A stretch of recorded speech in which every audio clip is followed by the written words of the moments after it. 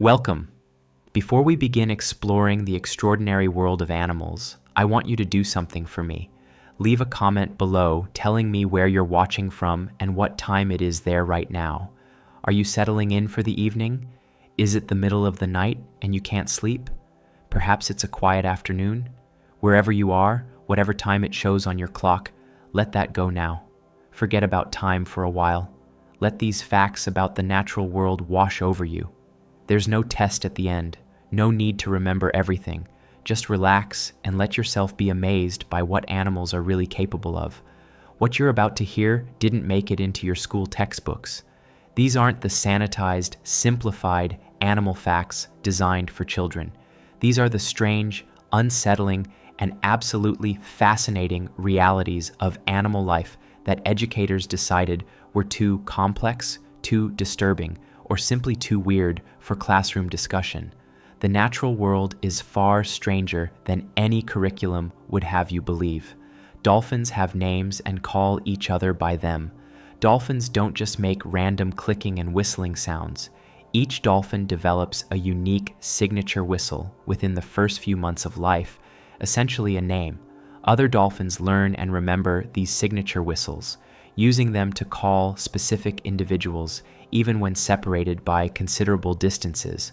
A mother dolphin will whistle her calf's signature repeatedly when they're apart, and the calf responds to its own whistle, but not to others. Research conducted over decades in locations from Scotland to Florida has documented dolphins using these names in complex social situations.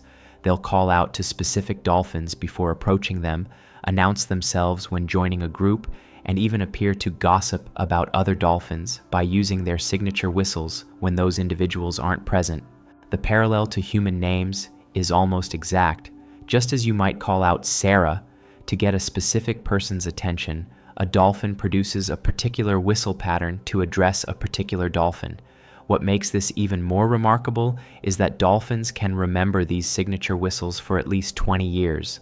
Dolphins separated as calves and reunited as adults immediately recognize each other's signatures and respond appropriately. They maintain social memories spanning decades based on these vocal names. The cognitive complexity required for this is staggering. Dolphins must remember hundreds of unique whistles, associate each with a specific individual, recall those associations across years of separation, and use them in socially appropriate ways. The dolphins aren't just labeling each other either. They use these names in ways that suggest understanding of identity and relationship. A dolphin will call out a friend's signature whistle more frequently than an acquaintance's. Mother-calf pairs maintain their signature whistle exchanges long after the calf has matured. Dolphins even seem to discuss absent individuals by using their whistles in specific contexts. The naming system isn't just identification, it's the foundation of a communication network that rivals human social complexity in some ways. This discovery fundamentally changed how scientists think about animal intelligence and communication. Having names isn't just about making sounds. It requires abstract thinking, long-term memory, social awareness, and understanding that individuals have persistent identities separate from immediate physical presence. Dolphins don't just know that another dolphin exists when they see it. They know that dolphin continues to exist even when absent, can be referred to in abstract conversation, and maintains relationships across time and space. That's a level of cognitive sophistication that puts dolphins in very rare company among non-human animals.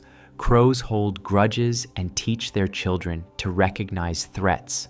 Crows remember human faces and hold grudges against specific people who have wronged them. Researchers discovered this somewhat accidentally. Scientists at the University of Washington captured and banded wild crows while wearing particular face masks.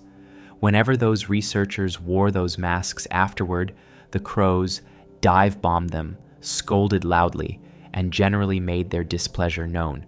Crows who had never been captured but had only observed the captures from a distance also attacked people wearing the masks. The grudge persisted for years. What's more disturbing is that parent crows teach their offspring to recognize and hate specific human faces. Young crows who were never captured themselves, who weren't even alive when the original captures happened, learn to attack people wearing the threatening masks by watching their parents' reactions. The social transmission of grudges across generations means a crow family can maintain hostility toward a specific person for over a decade. You could wrong a crow, move away for 5 years, return, and that crow's children and grandchildren would remember and harass you. The crows aren't just reacting instinctively either. They demonstrate strategic thinking about their grudges. They wait until the targeted person is alone or vulnerable. They recruit other crows to join in mobbing the threat. They remember where the person lives, works, and travels, timing their harassment for maximum effect. It's calculated long-term antagonism based on memory of specific past events. That's not simple animal behavior. That's something closer to revenge. Researchers have documented this grudge holding in multiple crow species across different continents. American crows, carrion crows, and hooded crows all demonstrate the ability to recognize individual human faces, remember negative interactions, hold long-term grudges, and teach younger generations to recognize threats. The behavior is innate to crow psychology. They've evolved to maintain detailed social memories because their survival depends on knowing which individuals in their environment are dangerous. The implications are unsettling if you think about them too long. Crows watch us. They study our faces, learn our patterns, remember our actions. They communicate about us to other crows using methods we still don't fully understand. And if you harm a crow, if you're careless around their nest, or shoot at them, or trap them, you've made an enemy that will remember your face for years and ensure its descendants know to hate you too. You're not just annoying an animal. You're entering into a multi-generational feud with a species that has better facial recognition memory than most humans. Octopuses have 9 brains. An octopus doesn't have 1 brain. It has 9. There's a central brain in its head, yes, but each of its 8 arms contains its own cluster of neurons that functions as a semi-independent brain. These arm brains control movement, process sensory information, and make decisions without consulting the central brain. An octopus arm can continue exploring, manipulating objects, and even solving problems after being completely severed from the body. The arm retains enough neural function to operate autonomously for up to an hour. This distributed intelligence creates a bizarre situation where the octopus as a whole doesn't necessarily know what all of its parts are doing. The arm brains handle local decisions about how to move, where to probe, what to grab, and they only inform the central brain when something important happens. It's like having 8 research assistants who work independently and only bother you with significant findings. The octopus's central brain sets general goals and monitors overall progress, but the arms handle the detailed work themselves. Scientists have observed octopuses solving mazes where different arms try different paths simultaneously without any apparent coordination from the central brain. One arm will explore left while another explores right, and a third tries going up, all happening at the same time without confusion or conflict. Eventually, one arm finds the solution, signals success to the central brain, and then the whole animal proceeds along that route. The octopus is essentially 8 intelligent beings working together under a 9th intelligence that serves as coordinator rather than dictator. The evolutionary advantage is clear. An octopus's soft body allows it to squeeze through tiny gaps, manipulate objects in complex ways, and explore 3-dimensional spaces that other animals can't access. But coordinating 8 flexible arms with millions of sensory suckers from a single brain would create impossible processing delays. Signals take time to travel through neurons. By the time the central brain received information from an arm tip and sent back movement instructions, opportunities would be lost. The distributed brain system solves this by letting each arm handle its own real-time decisions. This neural architecture raises fascinating questions about consciousness and identity. Is an octopus one being with 9 parts or 9 beings working together? When an octopus arm solves a puzzle, did the octopus solve it or did the arm? Philosophers and neuroscientists genuinely debate these questions because the octopus brain structure doesn't map onto anything in human experience. We like to think of intelligence as centralized, as existing in one place that makes decisions for the whole organism. The octopus demonstrates that intelligence can be distributed, modular, and still remarkably effective. Tardigrades can survive in the vacuum of space. Tardigrades are microscopic 8-legged animals, less than a millimeter long, that look like chubby bears under a microscope. They're also nearly indestructible. They can survive temperatures from just above absolute zero to well above boiling. They can withstand pressures 6 times greater than the deepest ocean trenches. They can endure radiation doses that would kill almost any other organism, and they can survive in the vacuum of space with no protection whatsoever. The European Space Agency conducted experiments attaching tardigrades to the outside of satellites and exposing them directly to space. No suits, no shields, just naked tardigrades exposed to hard vacuum, intense radiation, and temperature extremes. When the tardigrades returned to Earth, most survived. They woke up, went about their business, and later reproduced successfully. The space exposure hadn't sterilized them or damaged their ability to produce healthy offspring. The tardigrade's trick is something called cryptobiosis. When conditions become unfavorable, the tardigrade essentially dies. Its metabolism stops completely. It expels all the water from its body, shrinks into a dried husk called a ton, and enters a state where it's not quite alive and not quite dead. In this form, the tardigrade can endure almost anything. There's no metabolism to disrupt, no water to freeze or boil, no active biological processes that radiation can damage. The tardigrade becomes a preserved package of genetic information and cellular machinery waiting for conditions to improve. When water returns, the tardigrade rehydrates. Its cells repair any damage that occurred during the dormant period. Its metabolism restarts. Within hours, the tardigrade is mobile and feeding again as if nothing happened. They can remain in this dormant state for decades. Some tardigrades have been revived after more than 30 years, frozen in suspended animation. There are credible reports of tardigrades being revived after over a century, though those cases are harder to verify. Scientists have found tardigrades everywhere they've looked: Antarctica, deserts, mountaintops, deep oceans, hot springs, and everywhere in between. They survive in environments that kill everything else. They've endured every mass extinction event that's occurred since they evolved. When the dinosaurs died, when ice ages came and went, when asteroids hit and volcanoes erupted, tardigrades just shut down and waited it out. They'll probably outlast humans. If there's ever nuclear war or catastrophic climate change or any of the other disasters people worry about, tardigrades will be fine. They'll wait for the planet to become habitable again and then resume their lives as if nothing happened. Male anglerfish fuse with females and become parasitic organs. Deep-sea anglerfish live in the perpetual darkness of the deep ocean, where finding a mate is nearly impossible. The solution they've evolved is disturbing.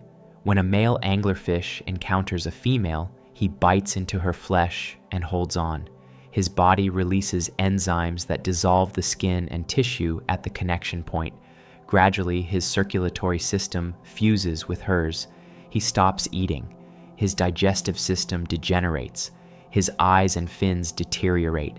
Everything that makes him an independent organism disappears until he's just a small bump on the female's body, completely dependent on her blood supply, existing solely to provide sperm when she's ready to release eggs. The male essentially becomes an organic sperm factory, a living appendage rather than a separate individual. The female's immune system, which would normally reject foreign tissue, somehow accepts the male's body as part of her own. multiple males can fuse to a single female, creating a bizarre situation where one fish carries several vestigial males as permanent passengers.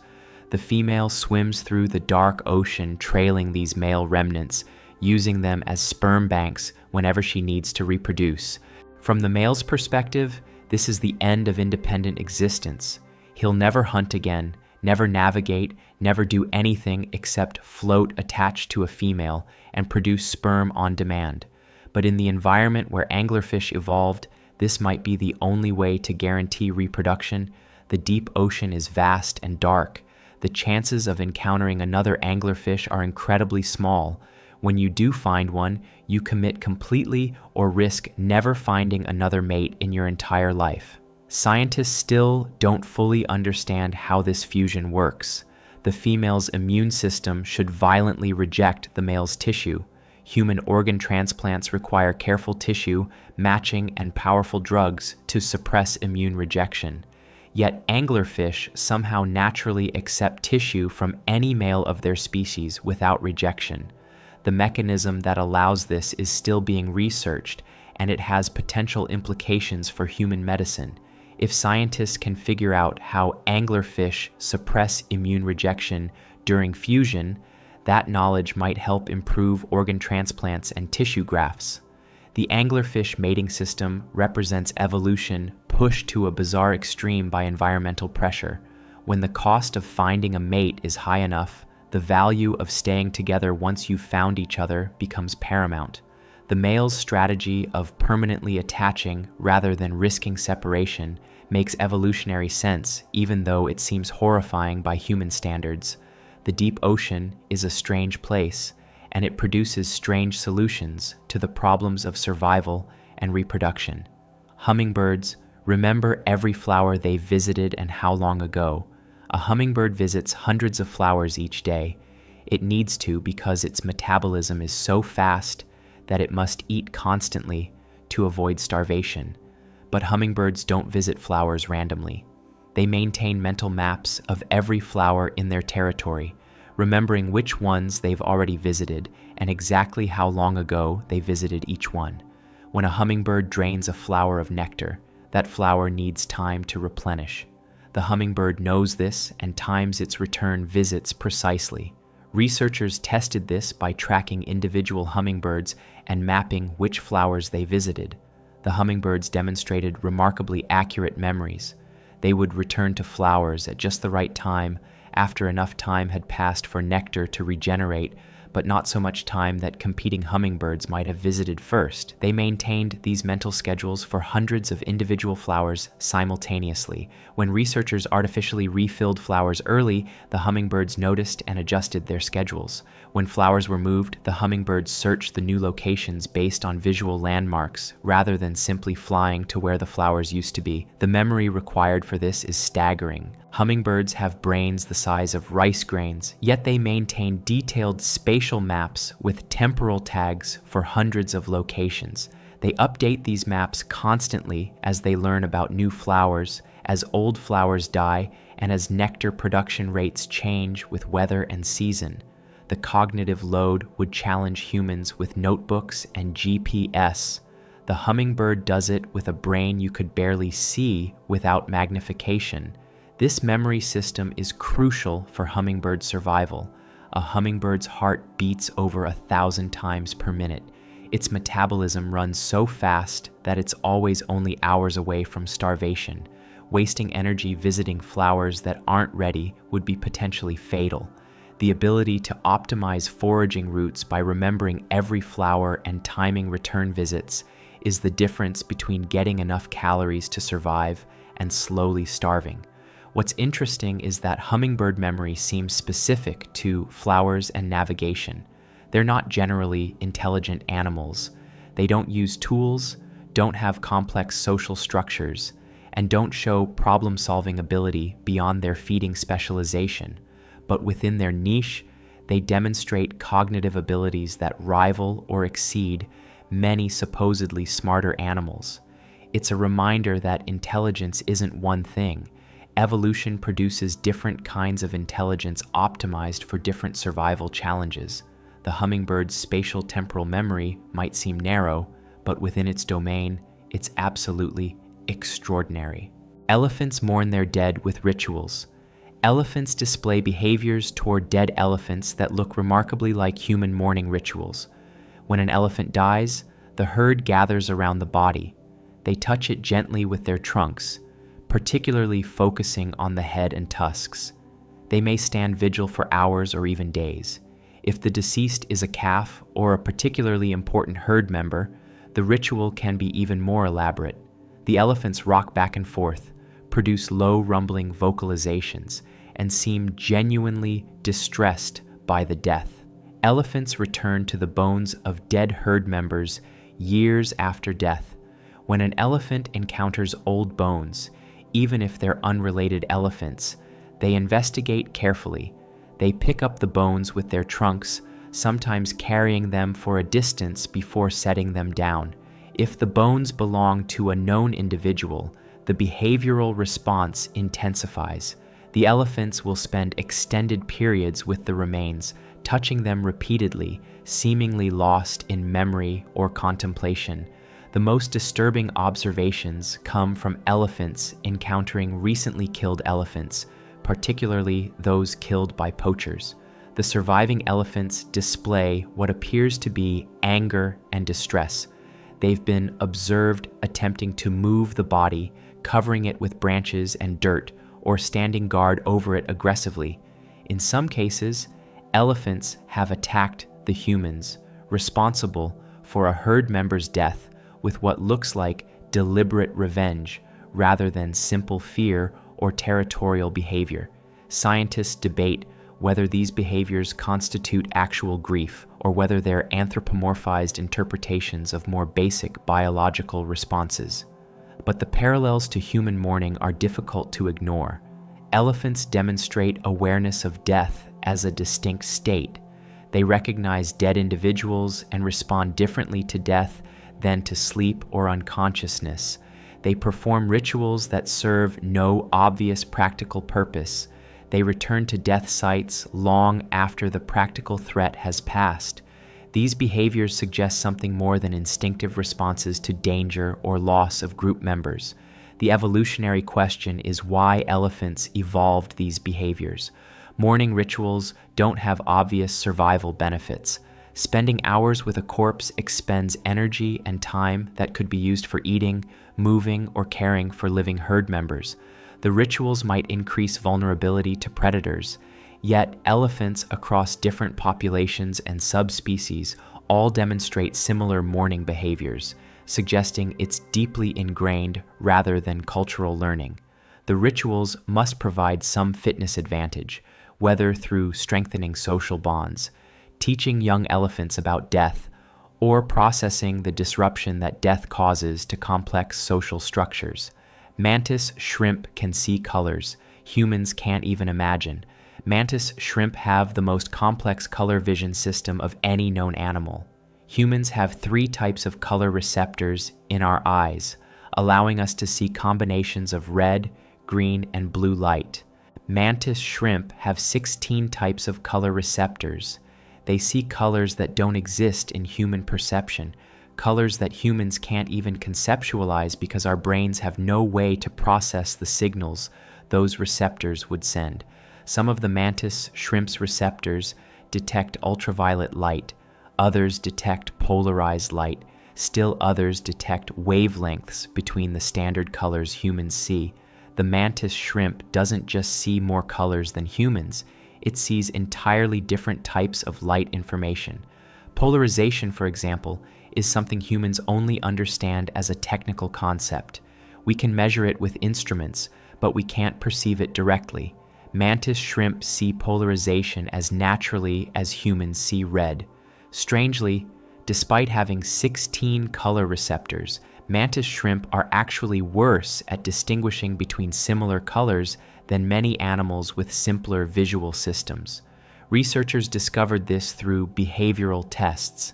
The mantis shrimp's visual system doesn't blend color signals into the smooth spectrum humans perceive. Instead, each receptor seems to function more like an individual channel. The mantis shrimp might be seeing the world as a collection of discrete color bands rather than a continuous rainbow. The purpose of such a system is still unclear, but it might allow for faster visual processing at the cost of color discrimination accuracy. The mantis shrimp's eyes move independently of each other, can perceive depth with a single eye, and have multiple foveas in each eye for simultaneous focus on multiple points. Combined with the color receptors, this creates a visual experience so alien that humans truly can't imagine what the mantis shrimp sees. It's not just seeing more of the same thing humans see, it's perceiving visual information in fundamentally different ways that human neurology can't replicate or even properly conceive.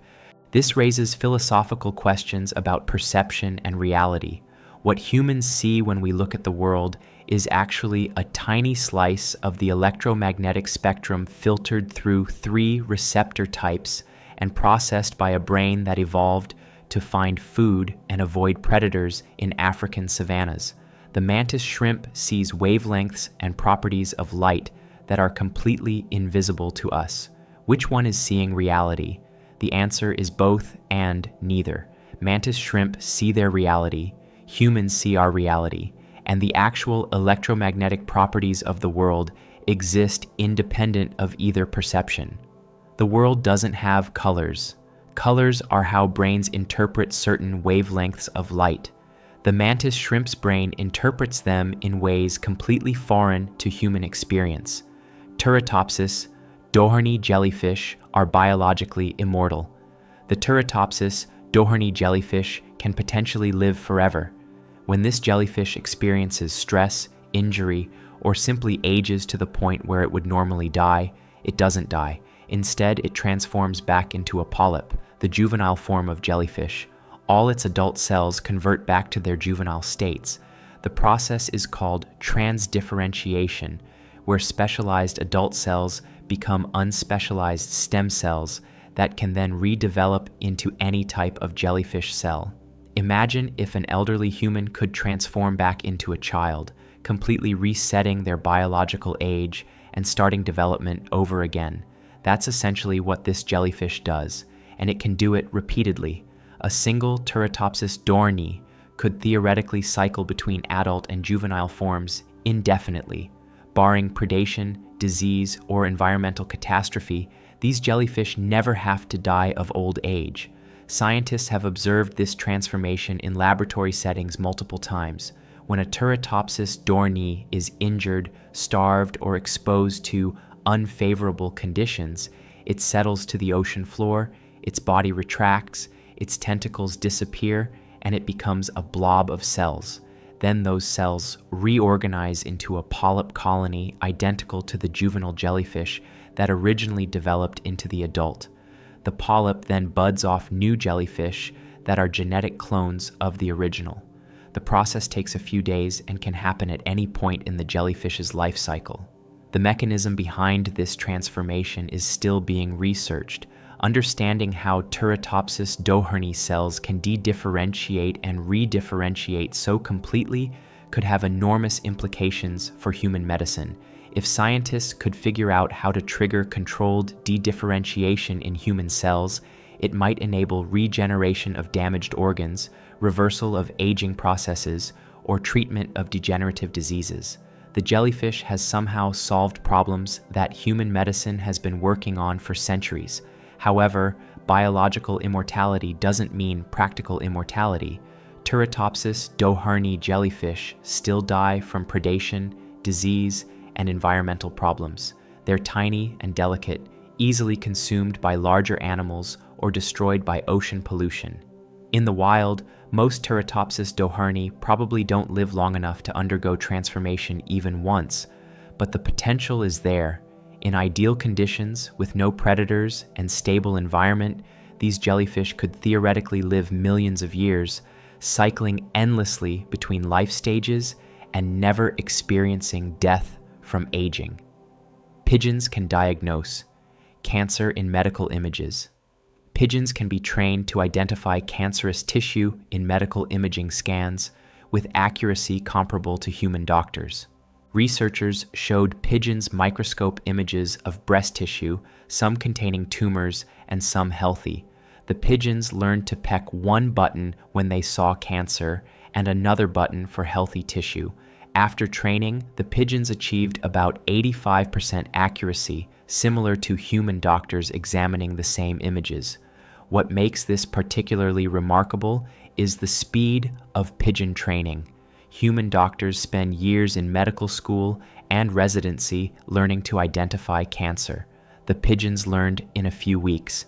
The pigeons don't understand what cancer is. Obviously, they're not making diagnoses in any meaningful sense. They're performing pattern recognition, seeing visual differences in the images that correlate with the presence or absence of cancer. But they're doing it extremely well. The pigeons can even combine their diagnoses. When researchers used a flock of pigeons and had them vote on whether images showed cancer, the collective accuracy improved to around 99%. The wisdom of crowds effect works with pigeons. Individual pigeons make mistakes, but when multiple pigeons examine the same image and the decision is based on majority vote, the error rate drops dramatically. This doesn't mean hospitals will start hiring pigeons as radiologists. The point of the research was to understand visual pattern recognition and how brains process complex images. But it demonstrates that pigeons have far more sophisticated visual processing than most people assume. These are birds people call rats with wings, pests that we shoo away from park benches. Yet they can learn to perform medical image analysis that takes human doctors years to master. The study also reveals something interesting about medical diagnosis. Much of what doctors do when examining images is pattern recognition rather than deep understanding of the underlying biology. Doctors learn what cancer looks like in various imaging modalities, then recognize those patterns in new images. Pigeons can learn those same patterns without understanding anything about biology, anatomy, or disease. This suggests that artificial intelligence might eventually perform medical image analysis as well as or better than human doctors, just like pigeons can. It's pattern recognition all the way down. Vampire bats share blood with hungry roost mates. Vampire bats have an unusual social safety net. When a vampire bat successfully feeds on an animal's blood, it often regurgitates some of that blood to share with bats in its roost who failed to find food that night. This might not seem remarkable until you understand vampire bat metabolism. Vampire bats are always very close to starvation. If a vampire bat goes 2 nights without feeding, it dies. Their metabolism runs so hot and their food is so low in nutrients that they are constantly on the edge of death by starvation. Given those stakes, sharing food with other bats is a huge risk. Every mouthful of blood given away is fewer calories for yourself, less margin for error, increased chance of your own starvation. Yet vampire bats regularly share with roost mates, and not randomly. They preferentially share with bats who have shared with them in the past. They track social debts. A bat that gave you food when you were starving gets priority when you have food, and that bat is hungry. Bats that never share don't receive food from others. It's reciprocal altruism enforced through memory and social consequences. Researchers have studied these networks extensively. Vampire bat colonies maintain complex webs of food-sharing relationships that persist over years. Bats remember who helped them and who didn't. They adjust their generosity based on past experiences with specific individuals. If a bat repeatedly shares with you, you're more likely to share with that bat in the future. If a bat accepts food from you but never reciprocates when you're hungry, you'll stop feeding that bat. The system works because vampire bats have good memories and long enough lifespans to enforce reciprocity. What's fascinating is that this behavior requires sophisticated cognitive abilities. The bats must recognize individuals, remember past interactions, track who owes whom favors, and make decisions about sharing based on that social accounting. That's complex social cognition for any animal, let alone a bat. It's the kind of tit-for-tat strategy that game theorists use to model cooperation, playing out naturally in vampire bat colonies. The evolutionary pressure that created this behavior is clear. Vampire bats fail to feed about a third of the time they go hunting, but they have a very low tolerance for hunger. This creates a situation where individual survival is risky, but group survival through sharing is more stable. A bat that shares when successful and receives shares when unsuccessful has better long-term survival prospects than a bat that tries to hoard every meal. The reciprocity system evolved because it benefits everyone who participates, and bats that don't participate are excluded from the benefits. Cuttlefish can hypnotize their prey. Cuttlefish hunt by hypnotizing their prey with mesmerizing light shows. Their skin contains millions of chromatophores, cells that can change color instantly. Cuttlefish use these cells to produce rippling waves of color that flow across their bodies in complex patterns. When hunting, they'll approach prey while generating these hypnotic displays. Small fish and crustaceans become transfixed, holding still while the cuttlefish slowly approaches and suddenly strikes. The hypnotic effect is real, not metaphorical. Prey animals stop swimming or walking when exposed to cuttlefish displays. They orient toward the cuttlefish, watching the patterns, apparently unable to flee or take defensive action. Then the cuttlefish shoots out its feeding tentacles, grabs the prey, and pulls it to its beak. The whole process resembles a stage magician's act more than normal predation. The cuttlefish doesn't overpower its prey or chase it down. It tricks the prey's brain into shutting down defensive responses. Scientists don't fully understand why the displays work. One hypothesis is that the rapid color changes overwhelm the prey's visual processing system. The patterns might create a sensory overload that prevents the prey from making decisions. Another theory is that the patterns trigger some kind of freezing response that usually helps prey hide from predators, but becomes a fatal mistake when the predator is producing the pattern. Whatever the mechanism, the effect is consistent. Cuttlefish can immobilize prey with visual displays alone. Cuttlefish also use their color-changing abilities for camouflage and communication. They can match their background so perfectly that they become effectively invisible. They can display warning patterns to predators, signaling that they're dangerous or unpalatable.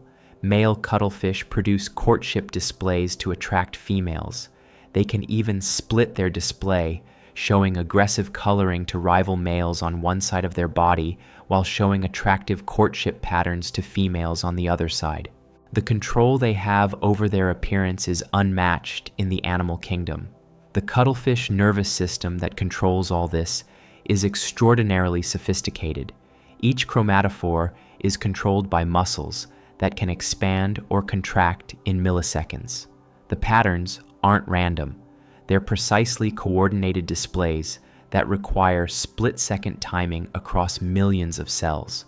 The cuttlefish brain generates these displays while simultaneously processing visual information, tracking prey location, adjusting its own position, and maintaining balance. The computational power required is enormous, all packed into an invertebrate brain. Lyrebirds can perfectly mimic chainsaws, car alarms, and camera shutters. Lyrebirds are Australia's master mimics. They can reproduce almost any sound they hear with extraordinary accuracy. In forests near human habitation, lyrebirds have learned to imitate chainsaws, car alarms, camera shutters, car horns, barking dogs, ringing phones, and construction equipment. Their reproductions aren't approximate imitations. They're nearly perfect copies that can fool human listeners. Recording equipment can barely distinguish between the actual sound and the lyrebird's version. Male lyrebirds use these mimicked sounds as part of their courtship displays. They build small performance arenas on the forest floor, clear away debris, and then sing elaborate songs that include dozens or even hundreds of different sounds. Some of these sounds are natural. other bird calls, and forest noises. But increasingly, lyrebirds near human areas incorporate mechanical and electronic sounds. They've apparently learned that novel sounds attract female attention, so they seek out new sounds to add to their repertoires. The acoustic accuracy lyrebirds achieve is remarkable. They can reproduce the sound of a camera shutter, including the mechanical click and the electronic beep. They mimic car alarms with all the rising and falling tones and alarm patterns. Recordings of lyrebird mimicry playing back chainsaws or camera shutters are genuinely unsettling because they sound exactly like the real thing, yet you're hearing a bird. The lyrebird's vocal apparatus can produce these complex sounds that have nothing to do with natural bird vocalizations or forest soundscapes. What makes this even stranger is that lyrebirds don't just copy sounds randomly. They incorporate them into structured songs with rhythm and phrasing. A lyrebird might transition smoothly from imitating a whipbird call to a car alarm, to a camera shutter to a chainsaw, creating a surreal forest symphony of natural and artificial sounds blended together. The bird treats human technology as just another set of instruments in its acoustic environment. The evolutionary purpose of such extreme mimicry is still debated. Female lyrebirds seem to prefer males with larger song repertoires, which would select for males who can learn and reproduce more sounds. But why mimicry specifically rather than original vocalizations? One theory is that accurate mimicry demonstrates cognitive ability and neural development. A male who can perfectly reproduce complex sounds is advertising his brain quality to potential mates. The stranger and more difficult the sound, the more impressive the mimicry. Pistol shrimp can create temperatures hotter than the sun's surface. Pistol shrimp have one oversized claw that they can snap shut with extreme speed. When they do, the claw creates a cavitation bubble in the water, a tiny void created by the sudden movement. When that bubble collapses a fraction of a second later, it produces a shock wave, a flash of light, and heat reaching about 4,700 degrees Celsius.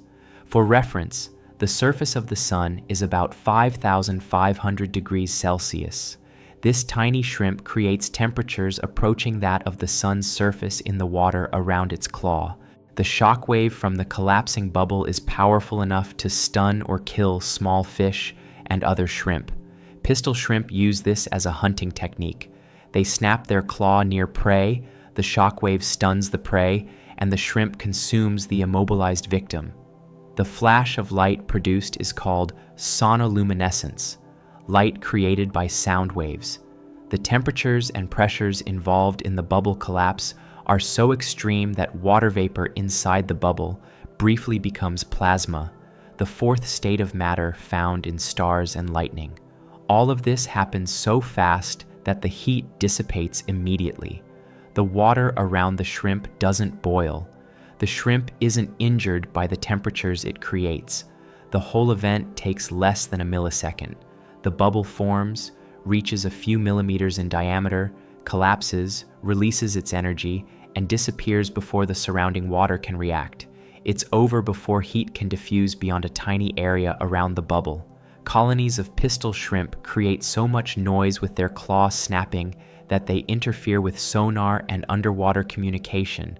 During World War II, submarines would hide in areas with large pistol shrimp populations because the constant crackling from thousands of snapping claws masked the submarine's engine noise from enemy detection. The collective sound of a pistol shrimp bed is loud enough underwater to be genuinely painful to human divers. The physics of the pistol shrimp's claw is still being studied. How does a living organism create something approaching stellar temperatures without damaging itself? The answer lies in the speed of the bubble's collapse and the tiny volume involved. The energy is enormous relative to the size, but in absolute terms, it's still small. Nevertheless, the pistol shrimp represents one of the most extreme examples of weaponized physics in the animal kingdom, creating temperatures and pressures that require sophisticated laboratory equipment for humans to duplicate. Ravens appear to understand displacement causality. Ravens understand that objects continue to exist even when hidden, and that hidden actions can affect visible outcomes. This sounds obvious, but it's actually a sophisticated cognitive ability that many animals lack. Researchers tested this by hiding food inside one of two opaque tubes while ravens watched. The tubes were shaken, but only the tube containing food made a rattling sound.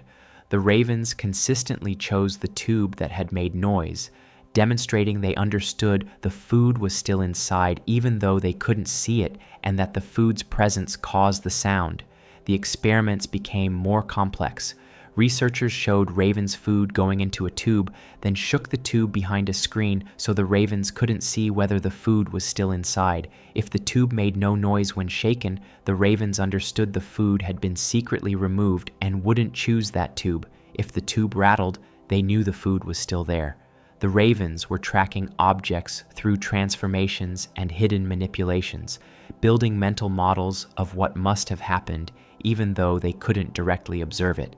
This type of reasoning is called displacement causality, understanding that hidden causes can produce visible effects and vice versa. It's closely related to theory of mind, the ability to understand that other minds have beliefs and knowledge that differ from your own. Ravens demonstrating this ability places them in the cognitive company of great apes. Very few other species show equivalent reasoning. Ravens also display understanding of future consequences and delayed gratification. They'll hide food for later rather than eating it immediately, which requires understanding that future you will be hungry and that food saved now will be available then. They steal and re-hide food if they think other ravens are watching their cache locations, which requires understanding that other ravens have knowledge and will use it. They work together to obtain food that neither could get alone, coordinating their actions toward shared goals.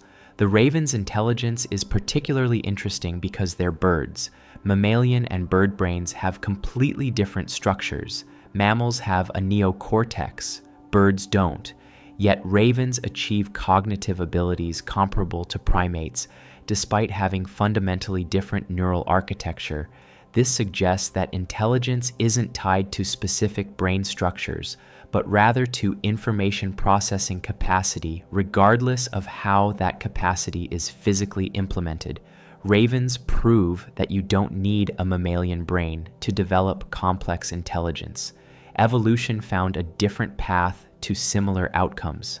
Honeybees vote on new nest sites by dancing. When a honeybee colony needs to find a new home, scout bees search the area for potential nest sites. When a scout finds a promising location, she returns to the swarm and performs a waggle dance that communicates the location's direction and distance. The quality of the site determines how vigorously she dances. Better sites trigger more energetic and longer dances. Other bees watch these dances, fly out to inspect the sites themselves, and return to perform their own dances if they agree the site is good. This creates a democratic process. Multiple scouts advertise multiple sites. The better sites accumulate more dancers as more bees inspect and approve of them. Poor sites generate weak dances that attract few followers. Eventually, a quorum develops. When enough bees are dancing for the same location, that site wins. The swarm leaves and flies to the chosen location together. The decision isn't made by any individual bee or leadership hierarchy. It emerges from the collective dancing of hundreds of bees, each contributing information and responding to others' information. The system is remarkably effective at choosing optimal nest sites. Honeybees consistently select locations that meet their needs for protection, space, and accessibility. When researchers deliberately create artificial nest sites of varying quality, the bees reliably choose the best option even when scouts initially discover poor sites first. The democratic process filters individual mistakes and biases through collective evaluation. What's fascinating is watching the decision happen. In the hours before the swarm moves, you can see different groups of bees dancing for different sites. Initially, several sites compete. Gradually, one site's dancers dominate. When that site reaches quorum, all the competing dances stop. Even bees who were advocating for different sites switch to supporting the winning location. There's a moment you can observe where consensus is reached, where the swarm has made its collective decision. This democratic decision-making solves a difficult problem. The swarm must choose quickly because they're vulnerable while searching for a new home. But they also must choose correctly because a poor nest site threatens the entire colony's survival. Individual bees have limited information and make mistakes.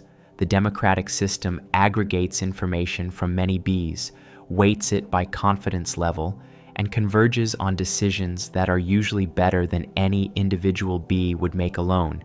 It's collective intelligence in perhaps its purest form. Orcas have culture and teach their children traditional behaviors. Orcas don't just have one worldwide behavior pattern. Different orca populations have distinct cultures with different hunting techniques, communication dialects, and social structures that are passed down through generations, through teaching and imitation.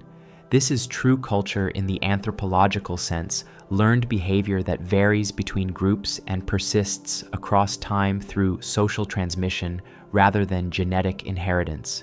Some orca populations specialize in hunting fish, while others hunt marine mammals. These aren't just different food preferences, they're entirely different lifestyles with different hunting strategies, different group sizes, different vocalizations, and different social structures. Fish hunting orcas and mammal hunting orcas can live in the same waters, but rarely interact and don't interbreed despite being the same species genetically. They're separated by culture rather than biology. More remarkably, some orca populations have developed highly specialized hunting techniques that are taught to young orcas through active instruction. In Patagonia, orcas deliberately beach themselves to grab seals from the shore, then use waves to wash themselves back into deep water. Young orcas practice this extremely dangerous technique under adult supervision in safe conditions before attempting it on real hunts. In Antarctica, some orcas hunt seals on ice floes by creating waves that wash the seals off the ice, a coordinated group hunting technique that requires timing and teamwork. These hunting methods aren't instinctive. Young orcas must learn them through observation and practice. Mothers actively teach their calves, demonstrating techniques slowly and repeatedly. Calves practice with captured prey that adults have disabled but not killed, learning to handle prey safely before attempting actual hunts. The teaching process takes years. Some hunting techniques aren't fully mastered until an orca reaches adulthood. The cultural differences extend to vocalization. Each orca population has its own dialect, a set of unique calls that identify members of that group. Orcas can identify which population another orca belongs to just by listening to its calls. Calves learn the dialect from their mothers and pod members, babbling through various sounds before settling on the correct dialect during their first year of life. An orca raised in isolation wouldn't develop normal vocalizations, just as a human raised without language wouldn't develop normal speech. This cultural complexity means that orcas have history. The knowledge possessed by current orca populations was developed over generations, refined through trial and error, and passed down through teaching. When an orca population disappears, their cultural knowledge vanishes with them. The extinction of an orca population isn't just loss of individual animals, it's loss of accumulated knowledge, unique hunting techniques, and social traditions that took possibly thousands of years to develop. It's the extinction of a culture. Archerfish can spit water to knock insects out of the air. Archerfish hunt by shooting insects out of the air with precisely aimed jets of water. The fish positions itself below an insect perched on vegetation above the water's surface, then spits a stream of water with enough force and accuracy to dislodge the insect and drop it into the water where the fish can eat it. The fish can hit targets several feet away with remarkable accuracy, compensating for refraction at the water's surface, gravity's effect on the water stream, and the movement of both the fish and the target. The physics the archerfish solves is complex. Light refracts when passing between air and water, making objects appear in different positions than they actually occupy. A straight shot toward where the insect appears would miss. The archerfish must aim where the insect actually is, compensating for the optical illusion created by refraction. Additionally, the water stream follows a ballistic trajectory affected by gravity.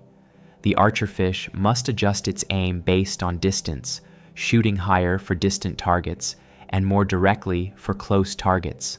Researchers tested archerfish by presenting them with novel targets they'd never encountered before.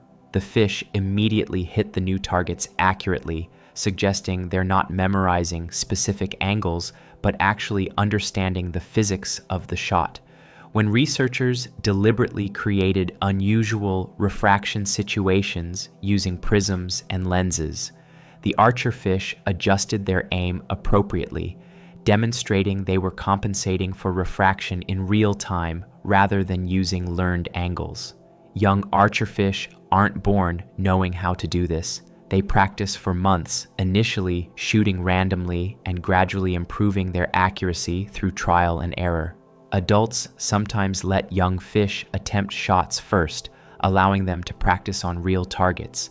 The young fish watch successful adult shots and adjust their own technique accordingly. It's a learned skill that improves with practice, like a human learning to throw a ball accurately. What makes this particularly impressive is the speed required. Archerfish must identify a target, calculate the shot angle compensating for refraction and gravity, position themselves correctly, and fire before the insect flies away. The whole process takes seconds. The calculations happen in a fish brain roughly the size of a pea, yet produce more accurate results than many humans could achieve with paper, pencil, and time to work out the physics equations. Naked mole rats don't get cancer and barely age. Naked mole rats are bizarre creatures that challenge normal assumptions about mammalian biology. They're cold-blooded mammals that live in oxygen-deprived underground burrows, organize themselves like social insects with a queen and workers, and most remarkably, they don't seem to get cancer. Researchers have studied tens of thousands of naked mole rats across decades and documented only a handful of cancer cases. For comparison, mice and rats in laboratories develop cancer at extremely high rates. Humans develop cancer at even higher rates. Naked mole rats almost never do. The mechanism behind this cancer resistance is still being researched, but it involves unusual properties of their cellular biology. Naked mole rat cells produce an unusually high molecular weight hyaluronan, a substance that fills the spaces between cells. This substance seems to prevent cells from dividing uncontrollably, one of the hallmarks of cancer. When researchers remove or degrade this substance, naked mole rat cells become susceptible to cancer like normal mammal cells. The protective substance appears to be the key to their resistance. Naked mole rats also barely age. They can live over 30 years, which is extraordinary for a rodent their size. Mice live 2 to 3 years. Rats live 3 to 4. Naked mole rats live more than 10 times longer, and they don't show normal signs of aging. Their metabolism doesn't slow down. Their reproductive ability doesn't decline. Their activity levels stay constant. Cardiovascular function doesn't deteriorate. They essentially remain physiologically young until shortly before death, then rapidly decline and die. They don't experience the gradual degradation that characterizes aging in most mammals. The naked mole rat's resistance to both cancer and aging makes them intensely interesting to medical researchers. If scientists can understand what protects naked mole rats from these conditions, that knowledge might translate into treatments for humans. The cellular mechanisms that prevent cancer in naked mole rats might inspire new cancer therapies. The biological factors that slow aging might lead to treatments for age-related diseases or even aging itself. Beyond their medical relevance, naked mole rats demonstrate that mammalian biology is more flexible than we assumed. We thought mammals had to be warm-blooded, had to age in predictable ways, had to be vulnerable to cancer, and had to organize socially in certain patterns. Naked mole rats violate all these assumptions. They're mammals, but they've evolved to work differently from other mammals in fundamental ways. They prove that evolution can produce surprising solutions when environmental pressures are unusual enough. Mimic octopuses can impersonate. Over 15 different species. Mimic octopuses can impersonate other animals with startling accuracy. They don't just change color and texture like normal octopuses. They change their shape, movement patterns, and behavior to imitate specific other species. Researchers have documented them mimicking lionfish, flatfish, sea snakes, jellyfish, mantis shrimp, crabs, and numerous other animals. The octopus chooses which animal to mimic based on the situation and threat. When approached by a predator, the mimic octopus quickly assesses which mimicry would be most effective. If threatened by a fish that eats octopuses but avoids venomous sea snakes, the octopus will bury most of its body in sand and raise two arms to mimic a sea snake's swimming motion, complete with appropriate coloring and the distinctive undulating movement. If threatened by something that avoids lionfish, the octopus will spread its arms and add lion-like stripes, imitating the lionfish's warning display. The transformations are rapid and convincing. The octopus goes from looking like an octopus to looking like something completely different in seconds. The shape-shifting involves not just color change, but physical contortions. To mimic a flatfish, the mimic octopus flattens its body, hides most of its arms, and glides along the bottom like a flounder. To mimic a jellyfish, it forms its body into a bell shape and pulses through the water with tentacles trailing behind. These aren't vague resemblances. They're detailed impersonations that fool other animals and often fool human observers. What's remarkable is that the octopus must know what each of these animals looks like, understand which features are important for the mimicry, and possess the physical control to produce those features with its own body. The mimic octopus isn't just reacting instinctively. It's selecting from a repertoire of learned impersonations and deploying them strategically. Young mimic octopuses aren't born knowing all these forms. They learn them through observation and practice as they mature. The evolutionary pressure that produced this ability is clear.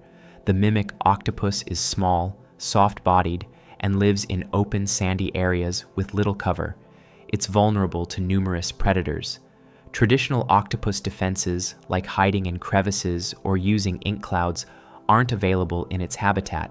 The ability to transform into something unpalatable or dangerous provides protection that camouflage alone can't offer.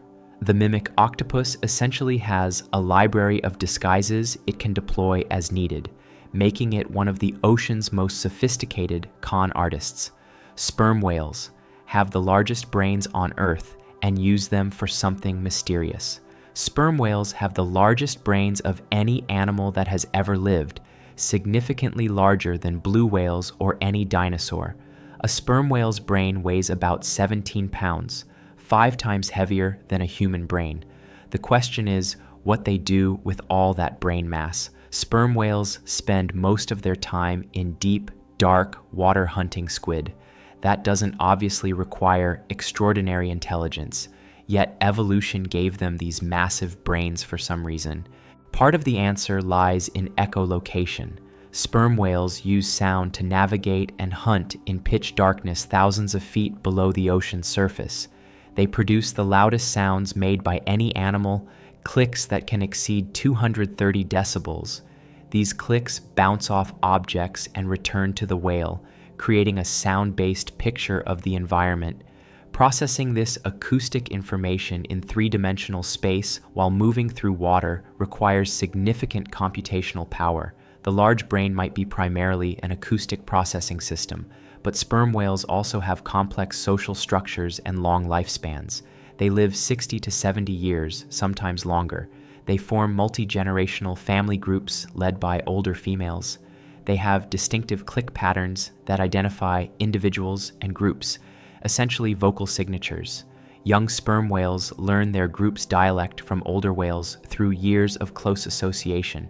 These social and cultural elements suggest the large brain serves purposes beyond just echolocation. What sperm whales think about during their long lives remains mysterious. They spend hours floating motionless at the surface between deep dives, apparently resting but not sleeping in the way land mammals sleep.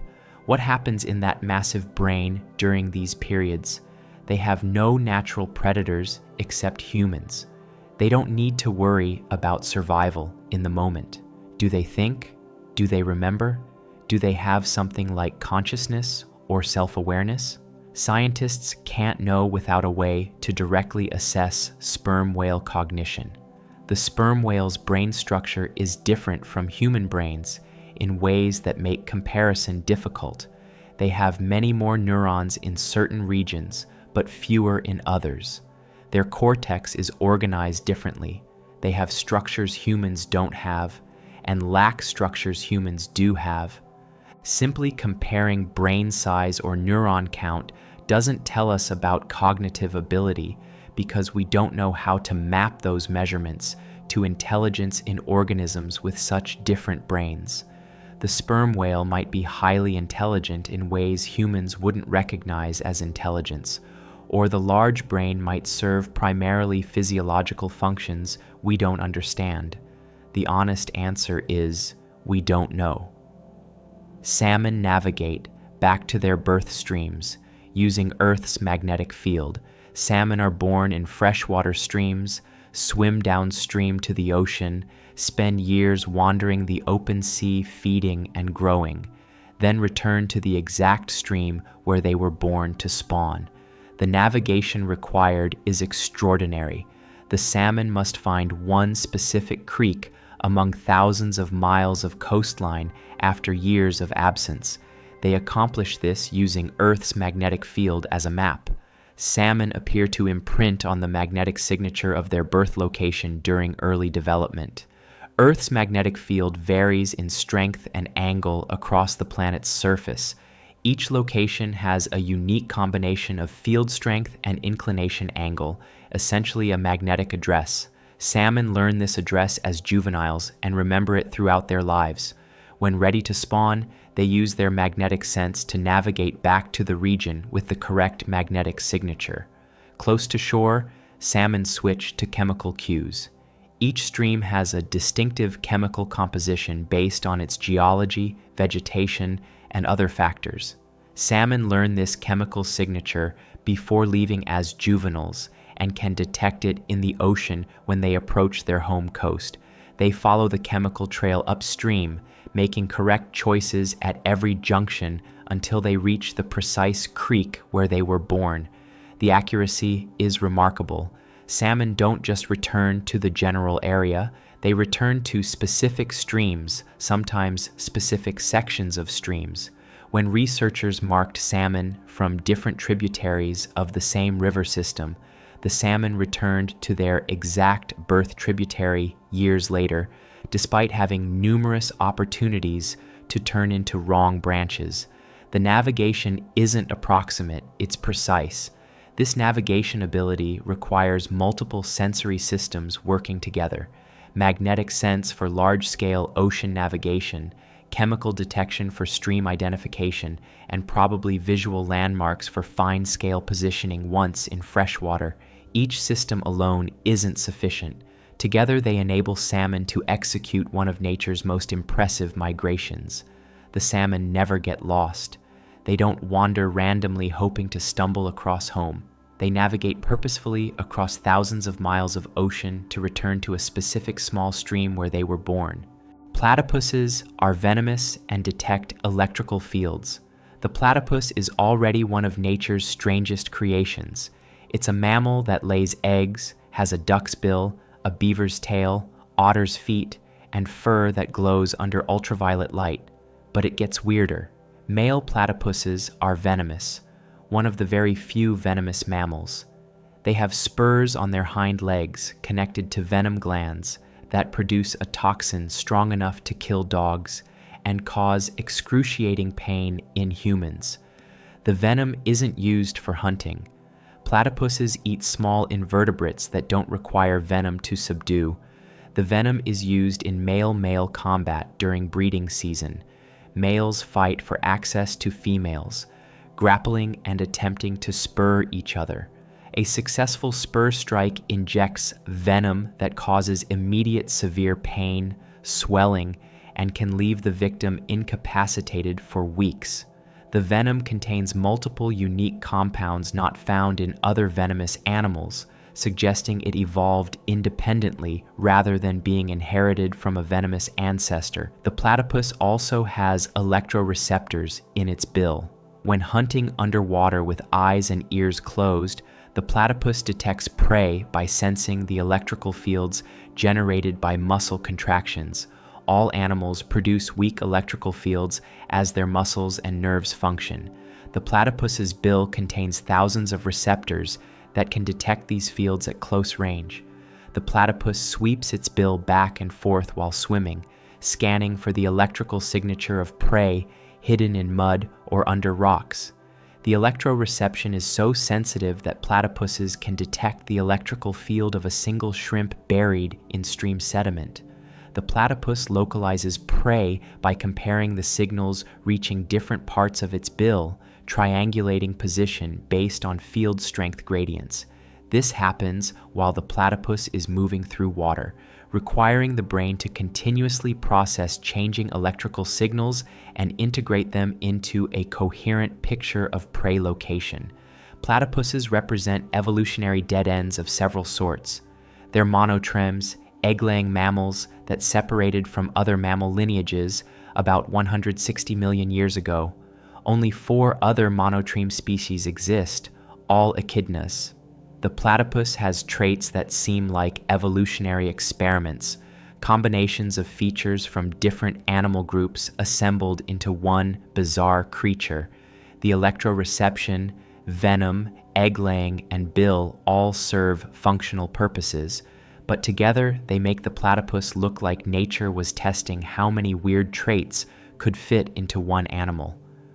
Crows hold funerals and gather to examine their dead.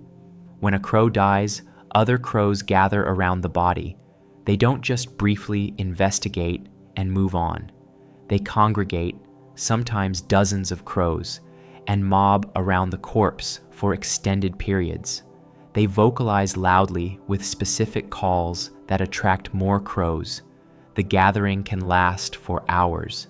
Researchers initially thought these were simple danger responses, crows investigating a dead crow to determine what killed it. But the behavior is more complex. Crows don't just check the body for threats. They remember the location where they found dead crows and avoid those places for weeks afterward. They associate the location with danger in persistent, long-term ways. If a human is present near a dead crow, the gathered crows will remember that human's face and treat them as a threat for years afterward, scolding and dive-bombing whenever they see that person. The crow funeral serves as a community learning event where all crows present learn what to avoid. Interestingly, if the dead crow is near a food source, the surviving crows will usually abandon that food source permanently. They don't take the risk that whatever killed the crow might still be present. This makes evolutionary sense. A single meal isn't worth dying for. Better to find food elsewhere than risk whatever danger killed the other crow. The funeral essentially functions as a community-wide danger assessment and information transmission event. Researchers tested this by presenting crows with taxidermied dead crows in various contexts.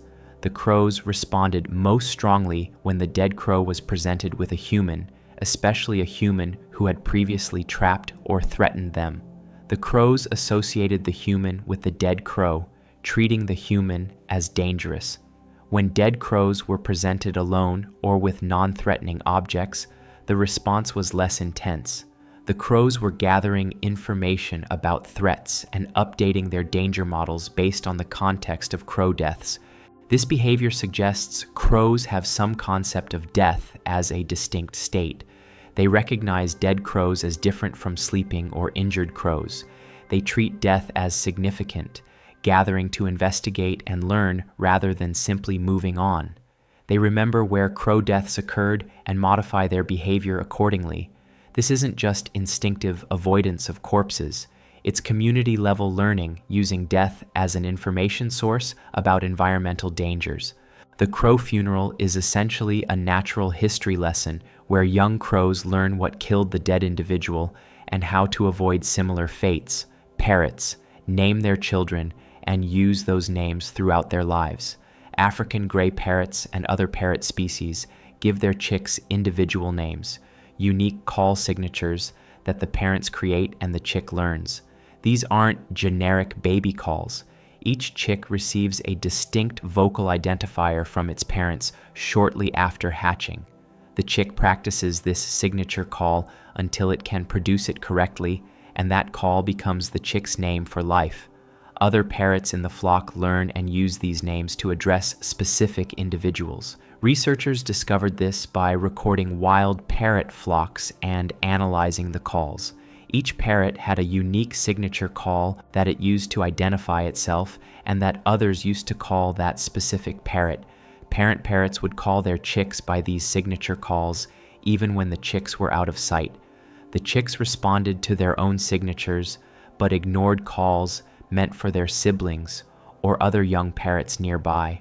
What makes this remarkable is that parrots are choosing the names rather than the names being genetically determined. The signature calls vary between families and regions. They're learned traditions rather than instincts. Parent parrots actively teach the names to their chicks through repetition and encouragement. Young parrots that don't learn their signature call properly are corrected by parents who repeat the correct version until the chick gets it right. The naming system functions throughout the parrot's life. Adult parrots maintain their signature calls across decades. Parrots separated for years and then reunited recognize each other's signature calls and respond appropriately. The calls serve as the foundation of parrot social organization, allowing complex flock dynamics where hundreds of individuals can identify and communicate with specific others despite the chaos of a noisy colony. This parallel between parrot and dolphin naming is striking. Two completely unrelated species, one mammal and one bird, independently evolved sophisticated naming systems. The convergent evolution suggests that when social complexity reaches a certain threshold, names become necessary for maintaining relationships and coordinating group activities. The cognitive requirements are substantial: long-term memory, individual recognition, abstract symbolic thinking, and understanding that individuals maintain persistent identities. Parrots meet all these requirements. Box jellyfish have 24 eyes but no brain. Box jellyfish possess 24 eyes of several different types, arranged in clusters around their bell-shaped bodies. Some eyes are simple light sensors that only detect brightness. Others are remarkably sophisticated, with lenses, corneas, and retinas similar to human eyes. These advanced eyes can form images, track moving objects, and detect obstacles. Yet box jellyfish have no brain and no centralized nervous system to process visual information. The visual processing happens locally in the nerve rings around the jellyfish's bell. Each cluster of eyes connects to a small neural structure that handles image processing independently. The jellyfish doesn't build a unified picture of its surroundings the way animals with brains do. Instead, it processes visual information in parallel, with different eye clusters responding to different aspects of the environment simultaneously. Despite this distributed, brainless visual system, box jellyfish navigate complex environments successfully. They swim through dense mangrove roots, avoiding obstacles with precision. They hunt small fish, tracking prey visually and adjusting their swimming to intercept it. They can distinguish between different object types, responding differently to potential prey versus potential threats. All of this happens without a brain coordinating the responses. The question scientists are still working to answer is where the decision-making happens. When a box jellyfish sees a fish and decides to pursue it, what part of the jellyfish makes that decision? There's no central command center, no brain region where sensory information converges and motor commands originate. The decision appears to emerge from the activity of the local nerve rings, a distributed computation that produces coherent behavior without centralized control. Box jellyfish challenge assumptions about what's necessary for complex behavior. We tend to think sophisticated vision requires sophisticated brains to interpret it. Box jellyfish prove that wrong. They have incredibly advanced eyes attached to nervous systems that barely qualify as nervous systems by vertebrate standards, yet they see, navigate, and hunt effectively. The implication is that the brain's primary function might not be processing sensory information, but rather integrating it into a unified, conscious experience. Box jellyfish process visual information just fine. They simply don't experience seeing the way animals with brains do. Leafcutter ants farm fungus and have been doing it for 50 million years. Leafcutter ants don't eat the leaves they cut. They carry leaf fragments back to their nests and use them as compost for growing fungus. The ants tend fungus gardens in underground chambers, carefully maintaining temperature, humidity, and cleanliness. The fungus grows on the decomposing leaf matter, producing specialized structures that the ants harvest and eat. The ants are farmers, cultivating crops in conditions they carefully control. This agricultural system is ancient. Leafcutter ants have been farming fungus for approximately 50 million years, far longer than humans have practiced agriculture. The relationship between ants and fungus has become so interdependent that neither can survive without the other. The fungus species grown by leafcutter ants doesn't exist in the wild.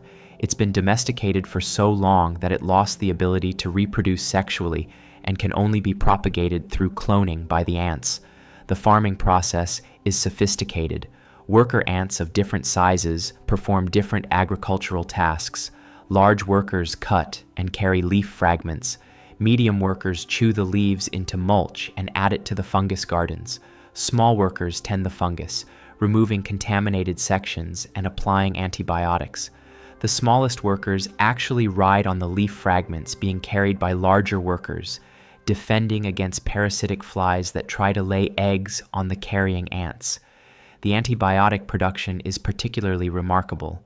Leafcutter ants host bacteria on their bodies that produce antibiotics specifically targeted at pathogens that threaten their fungus crops. The ants spread these antibiotics throughout their fungus gardens as part of routine maintenance.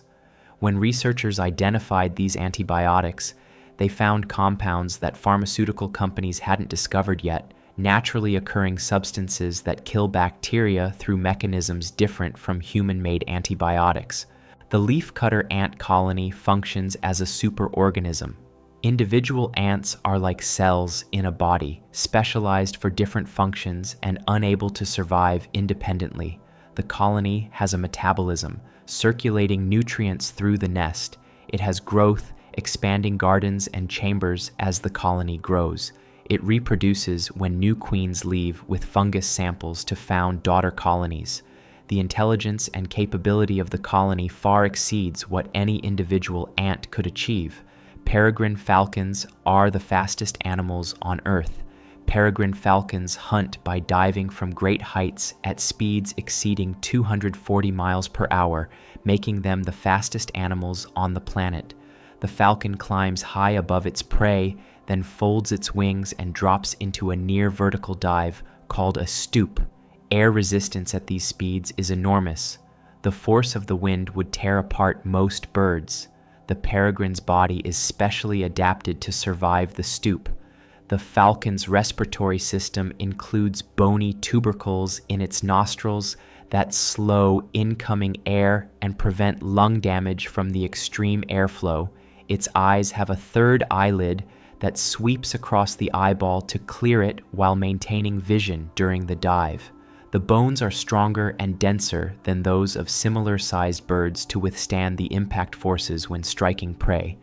the falcon's entire body is aerodynamically optimized, creating minimal drag while maintaining control surfaces for steering. The physics of the hunting dive are impressive. At terminal velocity, the falcon is falling faster than most objects would fall in a vacuum. Air resistance has become so significant that it equals the pull of gravity, preventing further acceleration. The falcon must make steering corrections while experiencing forces multiple times its body weight. Small adjustments to wing angle or tail position can turn the falcon precisely toward moving prey. The strike itself happens too fast for prey to react. When the falcon hits, it either grabs the prey with its talons or strikes with clenched feet, stunning or killing the target instantly. The impact force at those speeds would be fatal to the falcon if not executed correctly. The falcon must time the strike perfectly, hit at the right angle, and absorb the collision force without breaking its legs or damaging its body.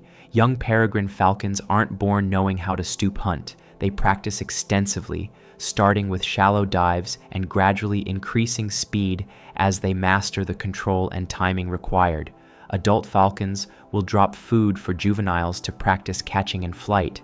The young falcons attempt stoops repeatedly, often missing targets and having to try again. The skill develops over months of practice.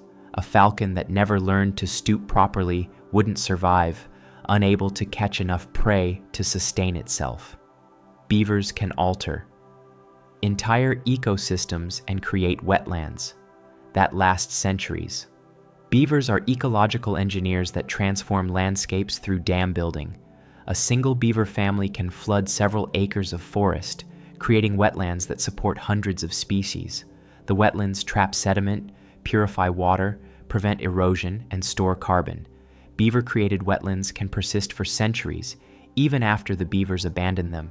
The ecological changes they produce are second only to humans in terms of one species' ability to reshape entire environments. The engineering is sophisticated.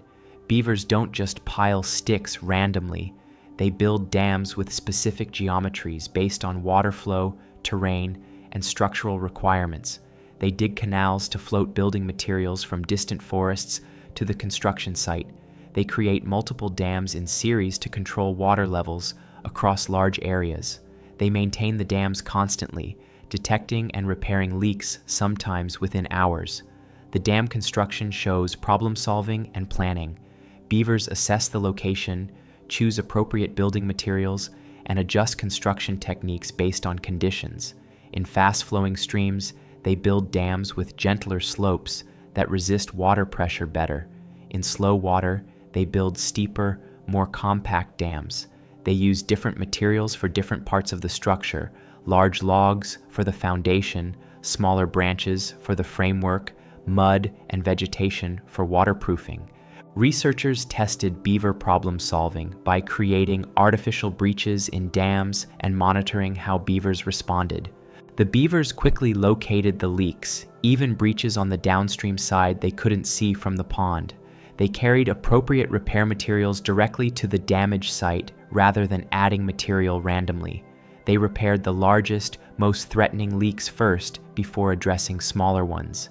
The beavers were assessing problems, prioritizing responses, and executing solutions efficiently. The ecosystem changes beavers create benefit numerous other species. Fish populations increase in beaver ponds. Waterfowl nest in the flooded areas. Amphibians breed in the standing water. Moose feed on aquatic plants that grow in beaver wetlands. Insects thrive, which supports birds and bats. Even after beavers leave, the transformed landscape continues supporting diverse life for decades. A beaver pond that drains becomes a meadow, which eventually grows into forest, which might then flood again when beavers return. The cycle continues, with beavers repeatedly transforming the same locations over centuries. Electric eels can produce 860 volts and use electricity to remote control prey.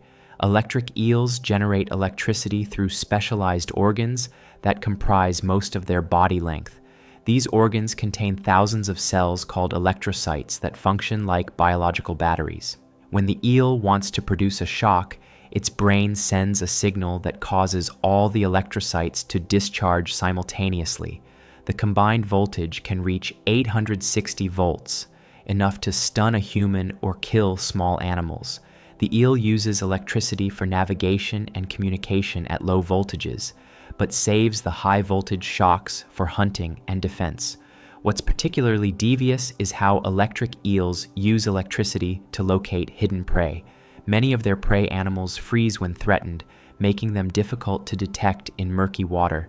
The eel solves this problem by sending out a specific pattern of electrical pulses that causes the prey's muscles to twitch involuntarily, revealing its location. The eel is remotely controlling the prey's nervous system, forcing it to give away its position. Once the prey's location is known, the eel delivers a different pattern of high-voltage shocks that causes all the prey's muscles to contract simultaneously, completely immobilizing it. The prey goes rigid, unable to swim or escape. The eel swims up and swallows the immobilized prey whole. The entire process takes seconds. The prey has no chance to react or escape once the eel begins its electrical assault. Researchers discovered these hunting techniques by recording the electrical signals eels produced during hunts and correlating them with prey behavior. They found that eels use different electrical patterns for different purposes: low voltage pulses for navigation, medium voltage doublets to make hidden prey twitch, and high voltage volleys to immobilize prey for consumption. The eel's electrical abilities are far more sophisticated than simple shocking. They're tools for sensing, manipulating, and controlling the prey's nervous system. The eel itself is immune to its own electricity through specialized insulation and neural adaptations. The electrical organs are concentrated in the posterior part of the body, far from the brain and vital organs. The eel's body contains substances that insulate internal organs from electrical damage. The nervous system has evolved to continue functioning normally, despite the enormous electrical fields the eel generates. The adaptations necessary for an animal to weaponize electricity are extensive, which is why only a few species evolved this ability. Cuttlefish can change gender to sneak mating opportunities. Male cuttlefish compete aggressively for mating opportunities with females. Larger males guard females, fighting off smaller rival males. But small male cuttlefish have evolved a sneaky alternative strategy.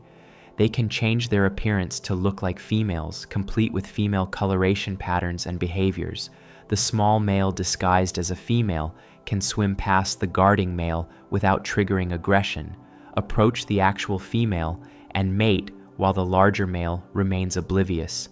The disguise is remarkably complete. The small male changes the color patterns on his body to match female coloration. He holds his tentacles in the feminine position. He even suppresses the male behaviors that would reveal his true sex. The guarding male treats the disguised male as just another female and ignores him. Meanwhile, the disguised male is successfully mating with the female the guard thinks he's protecting. More remarkably, some males can split their display, showing male coloration and behavior on the side facing an interested female, while showing female coloration and behavior on the side facing a guarding male. The cuttlefish is simultaneously courting one individual and deceiving another using the two halves of its body independently. This requires not just control over color patterns, but understanding of what different observers can see and adjusting the display accordingly. The success of this strategy has been documented in numerous studies. Small males using female mimicry achieve mating success comparable to large aggressive males, despite being unable to compete physically. The deception works because cuttlefish rely heavily on visual signals for social recognition. If a cuttlefish looks like a female, other cuttlefish treat it as a female. The visual override is so strong that even after mating, guarding males often don't realize they've been tricked. This sneaker strategy represents an alternative reproductive pathway. Instead of growing large and strong to compete for females directly, small males invest in nervous system development and color control to deceive competitors. Both strategies work, which is why both persist in the population. Some males follow the honest strategy of size and strength. others follow the dishonest strategy of mimicry and deception. Evolution doesn't favor honesty over deception. It favors whatever works. Horned lizards shoot blood from their eyes. As defense, horned lizards have one of the strangest defense mechanisms in nature. When threatened, they can rupture blood vessels in their eyes, shooting a stream of blood up to several feet. The blood comes out under pressure, spraying toward the predator's face. For predators like coyotes and foxes, getting a face full of lizard blood is disturbing enough to make them drop the lizard and retreat. The blood isn't just for show. It contains chemicals that taste foul to predators, particularly canids. The lizard's diet includes harvester ants that contain defensive chemicals. These chemicals accumulate in the lizard's blood, making it noxious to taste. When sprayed with blood, predators get both a startling sensory experience and a mouthful of awful flavor. The combination is usually enough to make them decide the horned lizard isn't worth eating. The mechanism for shooting blood involves deliberately raising blood pressure in the head until vessels around the eyes rupture. The lizard has specialized muscles that constrict blood flow from the head, causing pressure to build in the sinuses behind the eyes. When pressure reaches a critical point, membranes rupture and blood jets out. The lizard can aim the spray by orienting its head toward the threat. This defense has costs. The blood loss isn't trivial. The lizard must heal the ruptured vessels and replace the lost blood, which takes energy and time. But the alternative is being eaten, so the cost is worthwhile when facing a predator. Horned lizards use blood squirting as a last resort after other defenses fail. They'll first try to camouflage, then inflate themselves to appear larger and more difficult to swallow, then run away. Only when cornered do they resort to the blood spray. The evolution of such a bizarre defense probably proceeded through stages. Horned lizards already had chemical defenses from their ant-heavy diet. They already had predators that grabbed them by the head. Accidental ruptures of blood vessels during struggles might have occasionally caused blood to spray into predators' faces, surprising them enough to make them drop the lizard. Natural selection would favor lizards who could trigger this response deliberately and aim it effectively. Over generations, the accidental became intentional, and the vascular system evolved to support blood spraying as a controlled defense mechanism. Octopus arms can make decisions without the brain knowing. An octopus arm contains approximately 2/3 of the octopus's total neurons. These neurons form local processing networks that can control movement, solve problems, and respond to stimuli without input from the central brain. Researchers have demonstrated this by severing octopus arms and observing that the arms continue to behave intelligently for up to an hour, exploring environments and manipulating objects despite being completely disconnected from the brain. The distributed intelligence creates unusual situations. An octopus arm can be reaching into a crevice, finding food, and pulling it out while the octopus's brain is focused on something completely different. The brain sets general goals and monitors overall status, but the arms handle detailed execution autonomously. It's like having 8 subordinates who take initiative and only report back when they've accomplished something or encountered a problem. This system has interesting advantages and limitations. The advantage is parallel processing. The octopus can be doing 8 different things simultaneously because each arm is semi-autonomous. The arms can try different solutions to a problem at the same time without waiting for central coordination. This makes octopuses remarkably efficient at exploration and manipulation tasks. The limitation is that the octopus brain doesn't necessarily know what its arms are doing at any given moment. When an octopus arm finds food, the arm knows, but the brain might not until the arm signals success. The octopus can't directly move a specific arm to a specific location the way humans move their hands. Instead, the brain sends general directives to arms, and the arms figure out how to execute those directives using their local intelligence. This raises fascinating questions about octopus consciousness. Is the octopus one unified consciousness, or is it 9 separate consciousnesses that cooperate? When an octopus arm solves a puzzle, who gets credit, the brain or the arm? The answer isn't clear because we don't have a framework for understanding consciousness in such distributed neural systems. The octopus might experience something like 8 parallel streams of sensation and control loosely coordinated by a central awareness, or it might experience something completely alien to human consciousness that we can't properly conceptualize. Bombardier beetles spray boiling chemical weapons.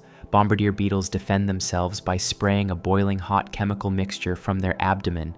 The spray reaches 100 degrees Celsius, hot enough to cause painful burns. The chemicals in the spray are quinones, toxic compounds that cause skin and eye damage. The beetle aims the spray precisely using a rotating nozzle at the tip of its abdomen, allowing it to shoot the chemical weapon in any direction, including forward over its own back. The chemistry is remarkable. The beetle stores 2 relatively harmless chemicals separately in its abdomen along with enzymes. When threatened, the beetle squeezes these chemicals together into a reaction chamber. The enzymes catalyze a violent reaction that produces quinones, heat, and high pressure. The pressure vents through the nozzle as a hot spray that pulses rhythmically as the beetle ejects its chemical weapon in controlled bursts. The reaction temperature would destroy the beetle's tissues except for specialized adaptations. The reaction chamber has extremely thick walls that withstand the heat and pressure. The nozzle is made of hardened cuticle that resists thermal damage. The beetle ejects the product so quickly that heat doesn't have time to conduct backward into the body. The whole system is engineered to channel explosive chemistry outward while protecting the beetle from its own defenses. Predators who encounter bombardier beetles quickly learn to avoid them. The spray is painful enough to deter birds, mammals, and other insects. Even ants, which attack many larger insects successfully through coordinated group effort, retreat from bombardier beetles after experiencing the spray. The defense is effective across a wide range of potential predators. The evolution of such a complex defense required multiple simultaneous adaptations. The chemical storage systems, the reaction chamber, the heat-resistant materials, and the directional nozzle all had to develop together. A partial bombardier beetle defense system wouldn't work and might even be harmful to the beetle itself. This apparent need for multiple coordinated mutations posed a challenge to evolutionary theory until researchers discovered that simpler versions of the defense system exist in related beetle species, showing the pathway by which the bombardier beetle's elaborate system could evolve through incremental improvements. Ravens make and use tools to solve novel problems. Ravens don't just use tools, they manufacture tools, modify them to suit specific tasks, and solve multi-step problems that require tool use. In laboratory tests, ravens have demonstrated the ability to understand that a short tool can be used to retrieve a long tool that can then be used to retrieve food, a level of planning and abstract thinking that's rare in the animal kingdom. The tool use isn't instinctive. Young ravens don't automatically know how to make or use tools. They learn through trial and error and by watching other ravens. Once they've learned, they apply tool-using skills creatively to new situations. A raven that learned to use a stick to probe for food will immediately use the same strategy when encountering different food retrieval problems, even if the specific details differ. Ravens show understanding of tool properties. When offered a choice between a straight stick and a hooked stick for pulling food from a tube, ravens quickly learn that the hooked stick works better and preferentially choose it. When the available sticks are too short, ravens will select a longer stick even if it's not initially within reach, demonstrating planning and understanding of tool requirements before attempting the task. More impressively, ravens demonstrate insight learning. When presented with a novel puzzle that requires multiple steps, ravens will sometimes pause, apparently thinking, and then suddenly execute the complete solution without trial and error. They seem to mentally simulate the solution before attempting it. This suggests raven cognition includes something like imagination or mental modeling. the ability to think through actions and consequences before acting. The raven's problem-solving abilities challenge assumptions about what kinds of brains can support sophisticated cognition. Ravens are corvids, not primates. Their brains are structured completely differently from mammalian brains, yet they achieve cognitive performances comparable to apes in some domains. This convergent evolution of intelligence suggests that when selection pressures favor problem-solving ability, evolution can produce sophisticated intelligence through very different neural architectures. The raven's brain is not a simplified version of a human brain. It's a fundamentally different design that achieves similar outcomes through different mechanisms.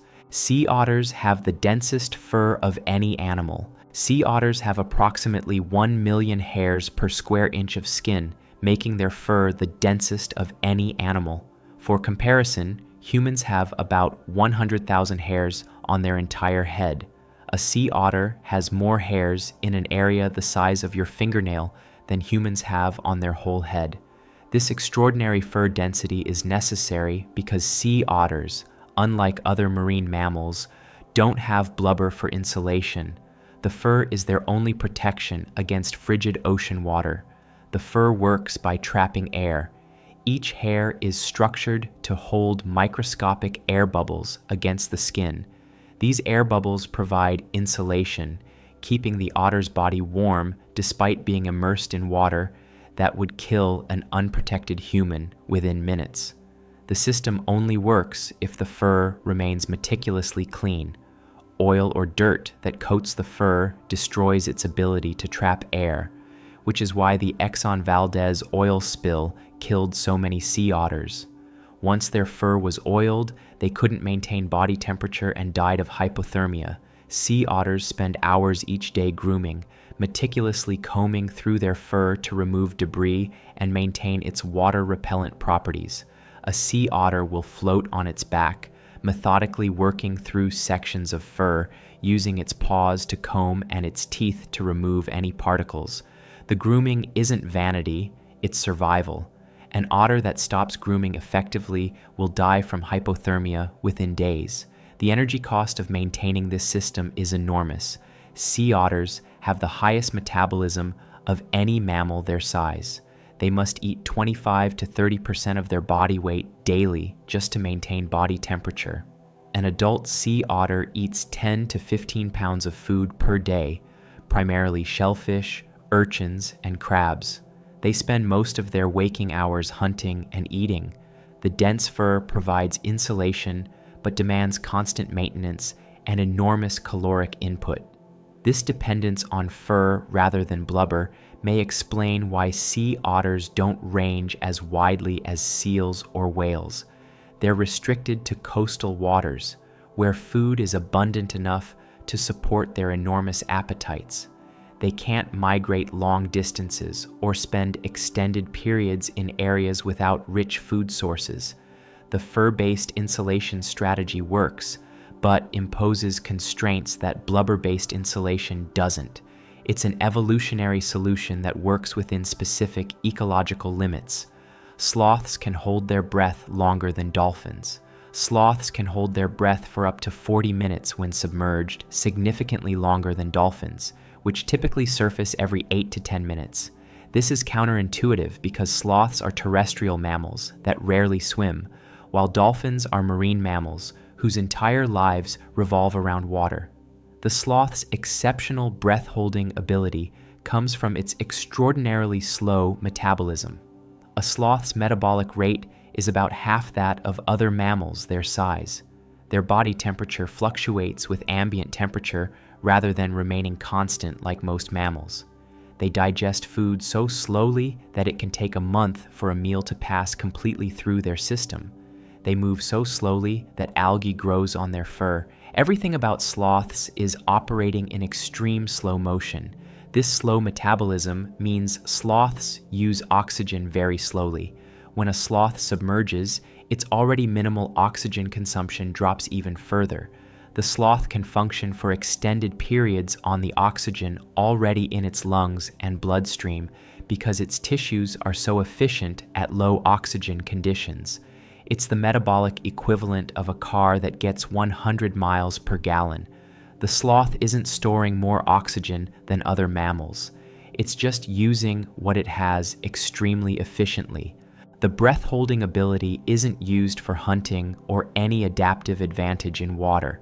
Sloths sometimes swim when moving between trees in flooded forests, but they're awkward swimmers and clearly uncomfortable in water. The long breath-holding is a byproduct of their overall slow-motion existence. Evolution selected for extreme energy conservation in an environment where food is low-calorie leaves. The ability to hold breath for 40 minutes is an accidental consequence of adaptations for surviving on minimal energy intake. The sloth's lifestyle represents an alternative survival strategy. Most animals compete for resources through speed, strength, or intelligence. Sloths compete by using so little energy that they can survive on resources other animals ignore. They eat leaves that are barely digestible and provide minimal nutrition, but because they need so few calories, those leaves are enough.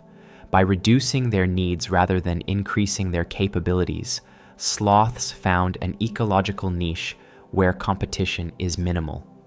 Komodo dragons can reproduce without males through parthenogenesis. Female Komodo dragons can produce offspring without mating with males. This process, called parthenogenesis, means the female's eggs develop into embryos without being fertilized.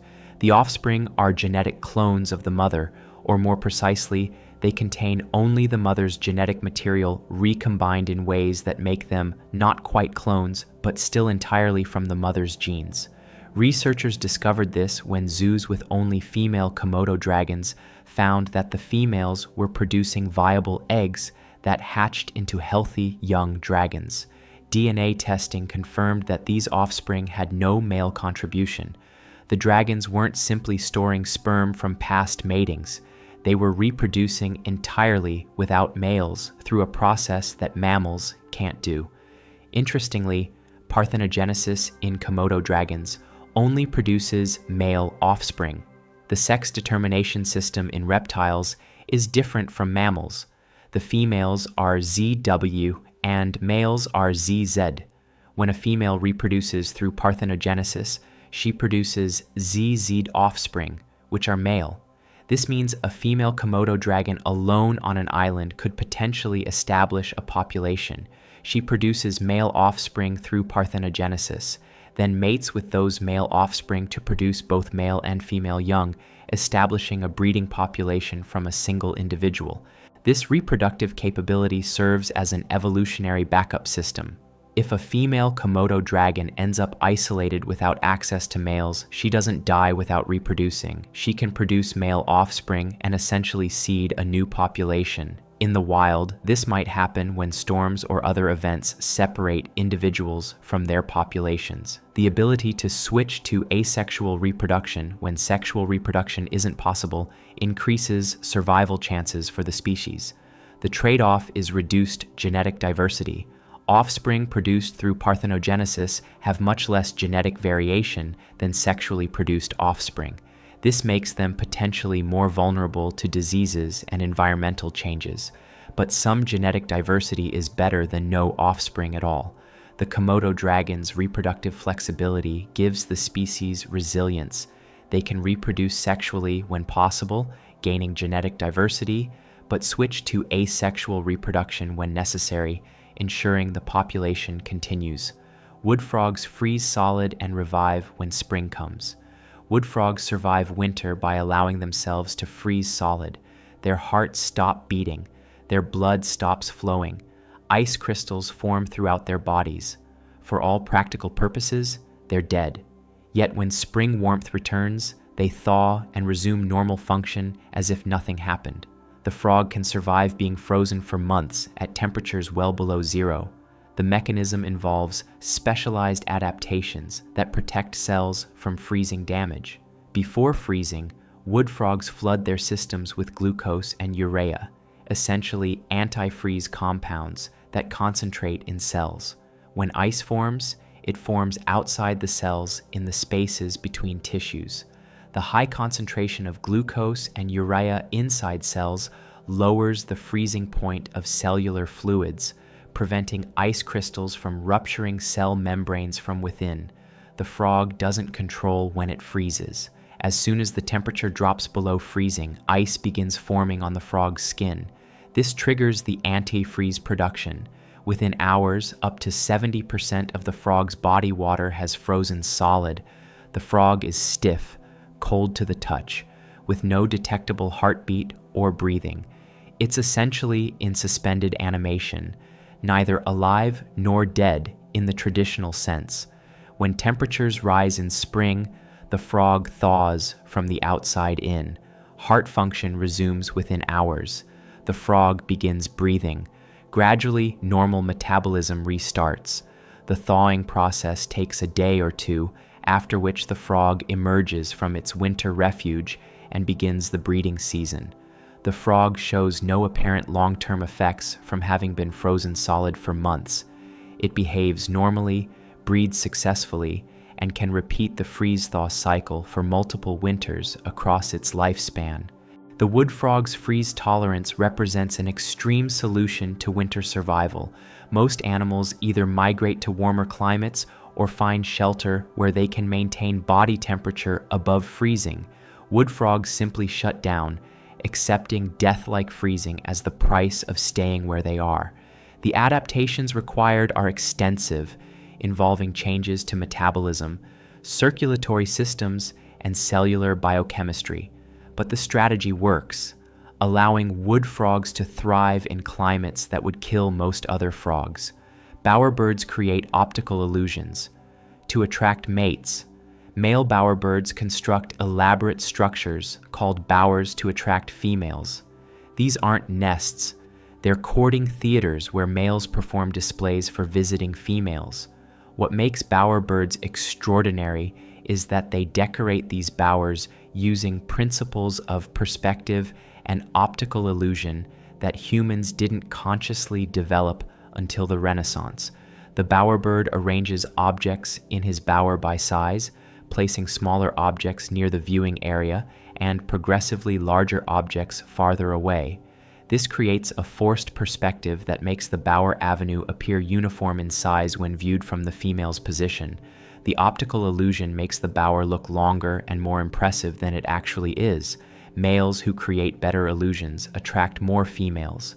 Researchers tested this by rearranging the objects in bowers, disrupting the size gradients. The male bowerbirds quickly noticed and restored the proper arrangement. When researchers weighted objects to make them difficult to move, the males struggled but persisted in correcting the arrangements. The birds weren't placing objects randomly. They were deliberately creating specific visual effects from specific viewing angles. Some bowerbird species also paint the inside of their bowers using pigments they create from plant materials and charcoal mixed with saliva. They apply the paint using wads of bark as brushes. The painting isn't decoration for its own sake. It creates visual contrast that makes the male's plumage colors appear more vibrant when he displays in the bower. The bird is manipulating the viewing environment to enhance his appearance during courtship displays. The cognitive requirements for this behavior are substantial. The bird must understand perspective, recognize how objects appear from viewing positions different from its own, and possess aesthetic judgment about what arrangements look better.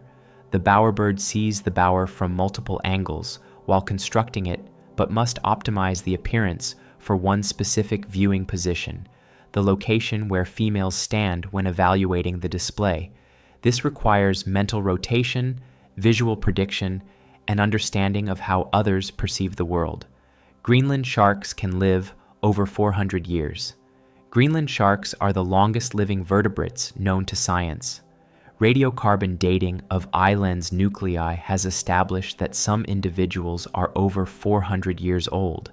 A large female Greenland shark could have been alive before the United States existed as a country, before the Industrial Revolution, before many modern languages developed.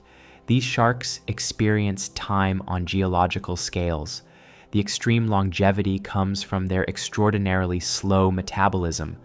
Greenland sharks live in near-freezing Arctic waters and are almost completely inactive. They grow about 1 centimeter per year. They don't reach sexual maturity until they're approximately 150 years old. Everything about their biology operates in extreme slow motion. The slow metabolism has interesting side effects. Greenland shark meat is toxic to humans when fresh because it contains high concentrations of trimethylamine oxide, a compound that breaks down into substances that cause intoxication similar to extreme drunkenness. Humans who eat fresh Greenland shark meat experience effects similar to severe alcohol poisoning. The meat must be fermented for months to become safe to eat, creating a traditional Icelandic dish called hakarl that is famously unpalatable. The shark's lifestyle is as slow as their growth.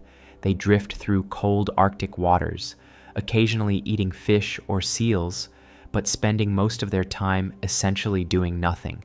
They don't need to hunt actively because their energy requirements are minimal. A single large meal might sustain a Greenland shark for months. They inhabit a world where time passes differently, where seasons blend together, and where individual lives span centuries. The implications for biology are significant. Most theories about aging assume that longevity has upper limits based on accumulated cellular damage. The Greenland shark demonstrates that in the right conditions, with the right adaptations, vertebrate lifespans can extend far beyond what most scientists thought possible. Understanding how Greenland sharks avoid the normal aging processes might provide insights into human aging and age-related diseases.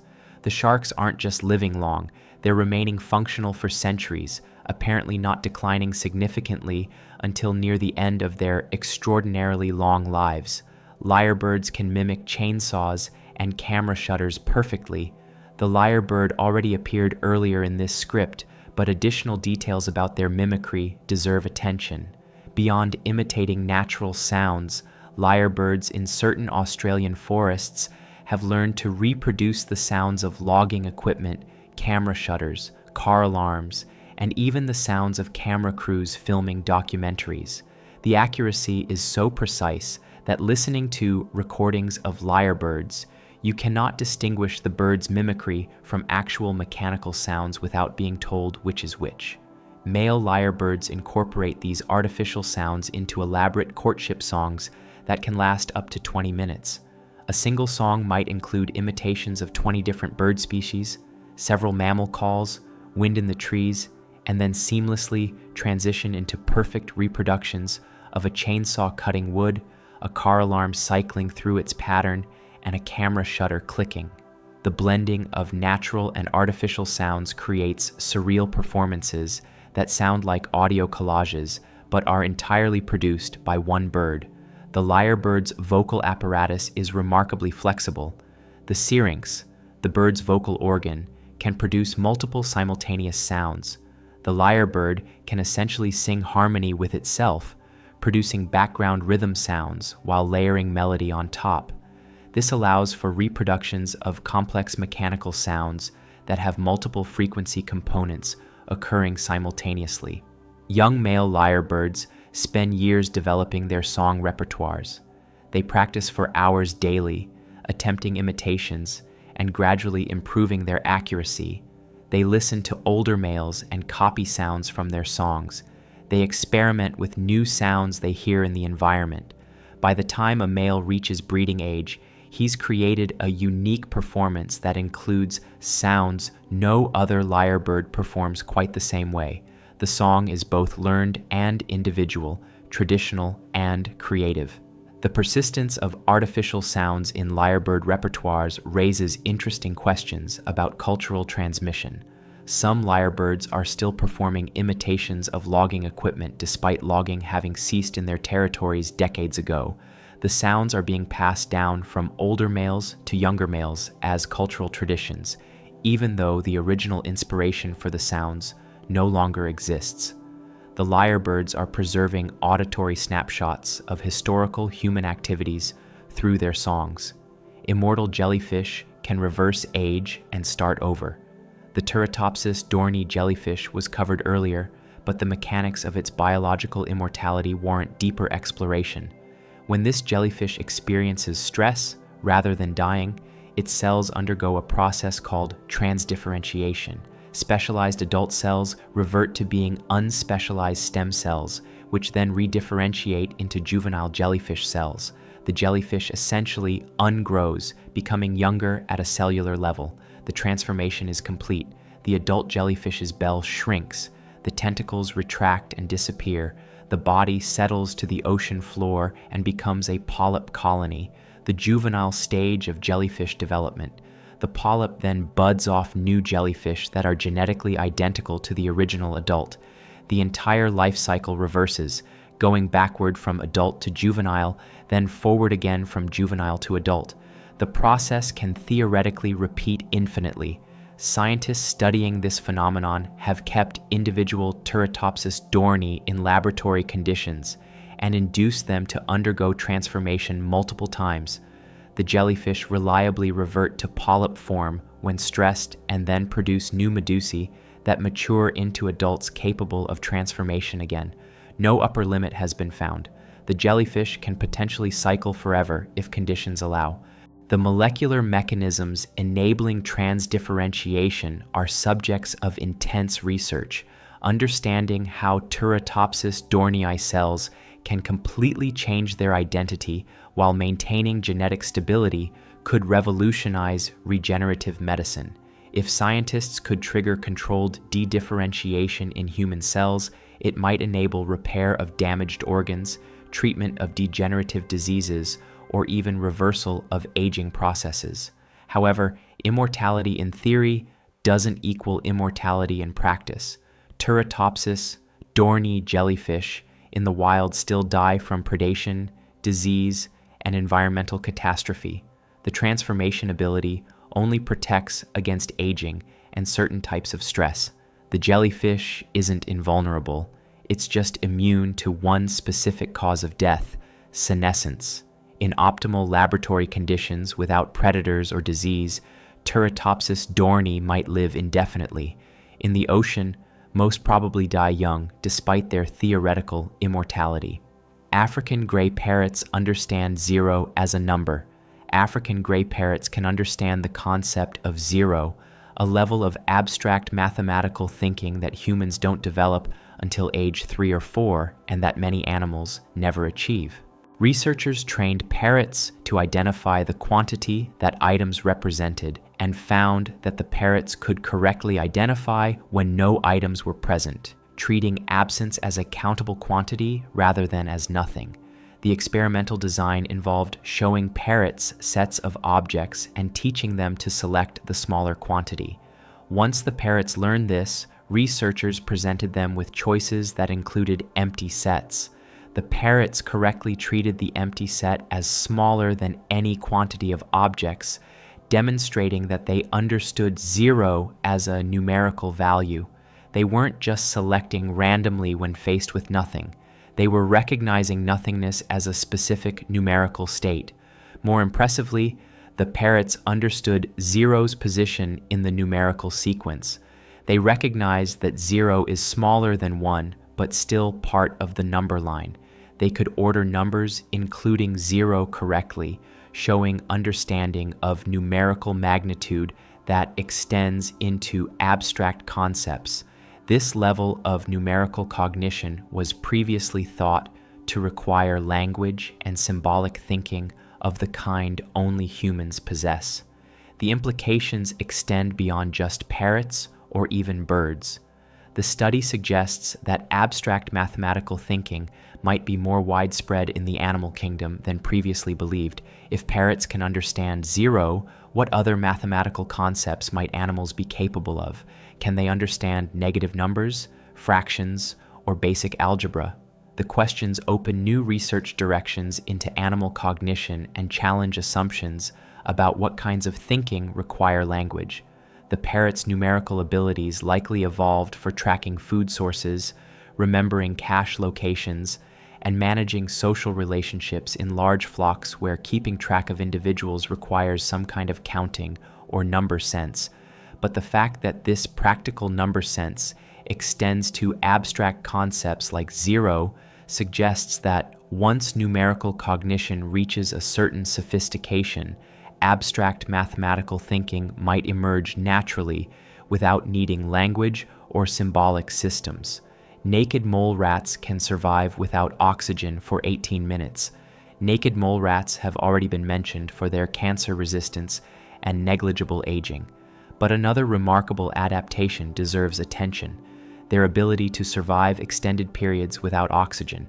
When deprived of oxygen, naked mole rats switch to a fundamentally different metabolic system, one that uses fructose instead of glucose as fuel. This metabolic switching allows them to survive oxygen deprivation that would kill other mammals within minutes. The adaptation makes sense given their lifestyle. Naked mole rats live in underground tunnel systems that can become severely oxygen depleted. When many rats occupy a small space, oxygen levels drop. Rather than die from suffocation, naked mole rats simply switch to anaerobic metabolism. Their bodies begin using fructose through metabolic pathways normally seen only in plants. Mammalian cells aren't supposed to be able to do this, but naked mole rat cells can. The metabolic flexibility is extraordinary. Most mammals, including humans, can only survive a few minutes without oxygen before brain damage occurs. Naked mole rats can survive 18 minutes with no oxygen whatsoever. When oxygen returns, they resume normal function without apparent damage. The rats experience no cognitive decline, no tissue death, no long-term consequences. They treat oxygen deprivation like a minor inconvenience rather than a life-threatening emergency. Researchers are studying this ability intensely because of potential medical applications. If the mechanisms that protect naked mole rats from oxygen deprivation could be replicated in humans, it might help treat strokes, heart attacks, and other conditions where oxygen loss causes tissue damage. Understanding how naked mole rat cells survive without oxygen might lead to treatments that protect human cells during medical procedures or injuries where blood flow is interrupted. The naked mole rat continues to challenge assumptions about what mammals can do. They're cold-blooded, they don't age, they rarely get cancer, they feel almost no pain, they can survive without oxygen, and they organize socially like insects. Each adaptation is remarkable individually. Together, they make the naked mole rat one of the strangest mammals on Earth, an animal that seems to violate the basic rules of mammalian biology while somehow still being a mammal. Sperm whales have distinct cultural dialects and traditions. Sperm whales communicate using patterns of clicks called codas. Different sperm whale populations use different sets of codas, essentially different dialects. These dialects are learned rather than instinctive, passed down through generations as cultural traditions. Whales from different ocean regions use different clicking patterns to communicate, and these differences persist over time through social learning. The cultural transmission is observable. Young sperm whales learn codas from their mothers and other pod members. The learning process takes years. Calves produce random clicking patterns initially, gradually refining them to match their pod's dialect. Adults correct young whales who produce incorrect codas, similar to human parents correcting children's speech. By adulthood, each whale can produce the complete set of codas used by their cultural group. These cultural groups, called clans, maintain distinct identities despite living in overlapping ranges. Whales from different clans can occupy the same waters, but rarely interact socially. The clan boundaries are cultural rather than geographic. DNA analysis shows that whales from the same clan aren't necessarily more closely related than whales from different clans. The groups are defined by shared behaviors and communication patterns rather than genetic relationships. The cultural differences extend beyond communication. Different clans have different foraging strategies, different movement patterns, and different social structures. Some clans are more gregarious, with larger groups and more social interaction. Others are more solitary, with whales spending more time alone. These differences aren't explained by environmental factors because clans living in similar environments show different behaviors. The differences are cultural traditions maintained through social learning. The existence of sperm whale culture means these whales have history. The clicking patterns used by modern whales were developed and refined over generations. The knowledge possessed by each clan accumulated over possibly thousands of years. When a sperm whale clan disappears, their unique dialects and traditions disappear with them. It's not just the loss of individual animals, it's the loss of accumulated cultural knowledge, a unique way of being a sperm whale that can't be recovered once it's gone. Cephalopods edit their RNA instead of relying on DNA. Octopuses, cuttlefish, and squid do something remarkable with their genetic material. Instead of accepting the proteins their DNA codes for, they edit the RNA messenger molecules that carry instructions from DNA to protein factories. This RNA editing allows cephalopods to produce thousands of protein variations from the same genes, giving them genetic flexibility that other animals don't have. The editing is extensive. Cephalopods edit their RNA at rates orders of magnitude higher than other animals. Humans edit RNA occasionally. Cephalopods edit it constantly and throughout their tissues.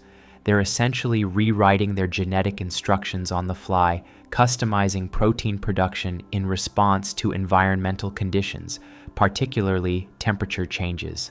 This flexibility comes with a cost. The extensive RNA editing appears to have slowed down the evolution of cephalopod DNA. When a species can adapt quickly through RNA editing, there's less pressure for DNA mutations to be preserved through natural selection. Cephalopod DNA has evolved very slowly compared to other animals. They've traded long-term evolutionary adaptation for short-term phenotypic flexibility. The RNA editing is particularly prevalent in the nervous system. Cephalopods can adjust the proteins used in neural function to maintain performance across temperature ranges. This might explain how octopuses can be so intelligent despite having relatively short lifespans. They can optimize their nervous systems for current conditions through RNA editing rather than waiting for evolutionary timescales to produce genetic adaptations. The discovery of extensive RNA editing in cephalopods challenges the central dogma of molecular biology, which holds that information flows from DNA to RNA to proteins in a straightforward way. Cephalopods demonstrate that the pathway is more flexible than traditionally believed. The genome provides a starting point, but the actual proteins produced can vary significantly based on RNA editing. This reveals a layer of genetic regulation that scientists are still working to understand fully. Lungfish can live out of water for years. Lungfish are fish that can breathe air and survive out of water for extended periods. When their watery habitats dry up during droughts, lungfish don't die. They burrow into mud, coat themselves with mucus that hardens into a protective cocoon, and enter a state of dormancy called estivation. In this state, they can survive for years until rain returns and their habitat refloods. The lungfish's metabolism slows dramatically during estivation. Heart rate decreases. Breathing becomes infrequent. The fish survives on stored fat and muscle tissue, slowly consuming its own body while waiting for water to return. The cocoon protects against desiccation and predators. A small opening allows air to reach the lungfish's mouth so it can continue breathing while buried. When rain finally comes and water seeps down to the lungfish's position, the cocoon softens and dissolves. The lungfish breaks free, rehydrates, and resumes active life. Despite possibly losing 20% or more of its body weight during estivation, the lungfish recovers quickly once water returns. It feeds heavily, regains lost mass, and can reproduce successfully even after years of dormancy. The longest confirmed estivation period for a lungfish is 4 years. Some sources claim longer periods, but documentation is less reliable. Regardless of the exact maximum, The ability to survive years out of water is extraordinary for a fish. Most fish die within minutes of being removed from water. Lungfish treat water absence as a temporary inconvenience rather than an immediate death sentence. The evolutionary advantage is obvious. Lungfish inhabit seasonal wetlands that flood during rainy seasons and dry completely during droughts. Most animals in these habitats either migrate when water disappears or die. Lungfish simply wait. By tolerating extreme environmental fluctuation, they can exploit habitats that other fish cannot. When rain returns, they have the reflooded wetlands to themselves until other species recolonize, giving them access to resources without competition. Hagfish produce slime that clogs predator gills. Hagfish are eel-like marine animals that defend themselves by producing enormous quantities of slime. When attacked, a hagfish releases a small amount of material that absorbs water and expands into liters of thick, fibrous slime within fractions of a second. The slime clogs predator gills, forcing the predator to either release the hagfish or suffocate. The slime production is so effective that sharks and other predators rarely consume hagfish a second time after experiencing the defense. The slime isn't like normal mucus. It contains long protein threads that create a fibrous network, giving the slime strength and making it difficult to remove. The threads are incredibly thin but extremely strong, with properties similar to spider silk. The hagfish stores these threads in specialized cells and deploys them rapidly when threatened. Once in seawater, the threads uncoil and interact with water molecules to create the voluminous slime. A single hagfish can fill a bucket with slime in seconds. The volume of slime produced is out of proportion to the hagfish's size. A small hagfish can create enough slime to fill a volume hundreds of times its own body. The slime persists in water, remaining thick and problematic for several minutes before gradually dispersing. During that time, any predator that bit the hagfish is struggling with slime-clogged gills. The hagfish itself doesn't get trapped in its own slime through an interesting behavior. After producing slime, the hagfish ties its body into a knot and slides the knot along its length, squeezing the slime off. This self-cleaning mechanism takes only seconds. The hagfish can produce slime, escape the predator, clean itself, and swim away, leaving the predator still dealing with slime in its gills. The slime has attracted research interest because of its remarkable material properties. The protein threads are exceptionally strong for their weight and are produced at room temperature in water using only biological processes. Engineers are interested in replicating hagfish slime properties for creating new materials. If the production process could be scaled up, hagfish slime proteins might be used for everything from vehicle armor to biodegradable fabrics. The hagfish's defense mechanism might inspire human technology. Humpback whales protect other animals from attacks. Humpback whales have been observed protecting other animals from predatory attacks, even animals from completely different species. The behavior was first documented when researchers observed humpbacks interrupting orca attacks on seals. The humpbacks would position themselves between the orcas and seals, using their size to prevent the orcas from reaching their prey. Sometimes the humpbacks would lift seals onto their bellies to keep them out of the water and away from the orcas.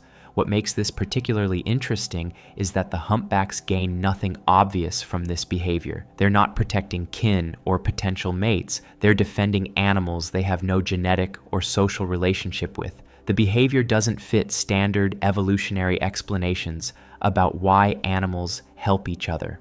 Altruism between species with no reciprocity is rare in nature. The protective behavior isn't limited to marine mammals. Humpbacks have been seen defending fish, sea turtles, and even sea lions from predators. In one documented case, a humpback protected a seal from orcas for several hours, continuously positioning itself between the seal and the attacking orcas, and occasionally lifting the seal out of the water on its back. The effort invested was substantial, and the humpback received no benefit. One hypothesis is that humpbacks have evolved to hate orcas. Orcas are the primary predators of humpback calves. Adult humpbacks regularly witness orcas killing their young. The deep-seated antipathy this creates might make humpbacks automatically interfere with any orca predation they encounter, whether the victim is a humpback calf or an unrelated seal. The behavior would be misdirected protection of young, triggered by the sight of orcas attacking anything.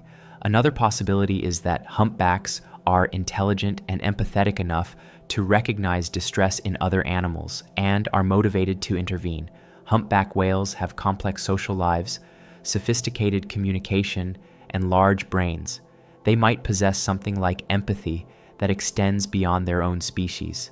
The protective behavior might represent genuine altruism, helping others simply because they perceive suffering and have the capacity to intervene. If true, this would be remarkable evidence of cross-species moral behavior in non-human animals. Wolves change rivers through trophic cascades. When wolves were reintroduced to Yellowstone National Park in 1995 after 70 years of absence, they changed the entire ecosystem in unexpected ways. The wolves didn't just hunt elk, they changed elk behavior, which changed vegetation patterns, which changed erosion patterns, which ultimately changed the physical paths of rivers. The presence of predators at the top of the food chain triggered cascading effects through every level of the ecosystem. Before wolf reintroduction, elk populations had grown large and spent most of their time grazing in valleys near rivers, where the best food grew. They browsed heavily on willows, aspens, and cottonwoods, preventing these trees from growing tall. The constant grazing kept riverbanks bare and vulnerable to erosion. Without vegetation to stabilize soil, rivers widened and meandered unpredictably. When wolves returned, elk couldn't safely spend all their time in valleys.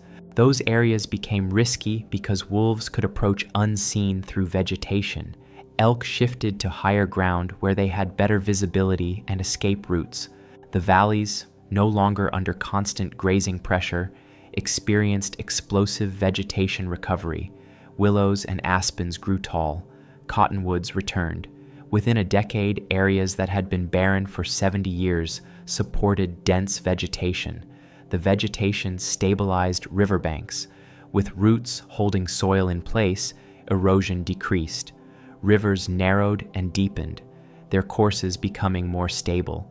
Fish populations increased in the improved habitat. Beavers returned, now having sufficient trees for dam building. The beaver dams created wetlands that supported even more species. One predator's presence triggered changes that reshaped the physical landscape. This phenomenon, called a trophic cascade, demonstrates how interconnected ecosystems are. The wolves didn't directly change the rivers.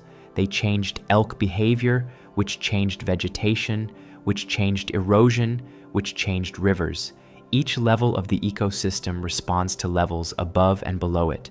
Remove or add a key species, and effects ripple through the entire system in ways that aren't immediately obvious, but become dramatic over time. Pistol shrimp and gobies form symbiotic partnerships. Pistol shrimp are essentially blind, making them vulnerable despite their powerful cavitation bubble attack. To survive, they've evolved partnerships with gobies, small fish with excellent vision. The shrimp and goby share a burrow. The shrimp maintains the burrow, digging and removing debris. The goby serves as the shrimp's eyes, watching for predators and alerting the shrimp to danger. The partnership is sophisticated. The shrimp keeps one antenna touching the goby at all times while outside the burrow. When the goby detects a threat, it signals the shrimp through specific tail movements. Different tail signals indicate different threat levels. A slow tail wave means low-level alert. A fast wave means immediate danger.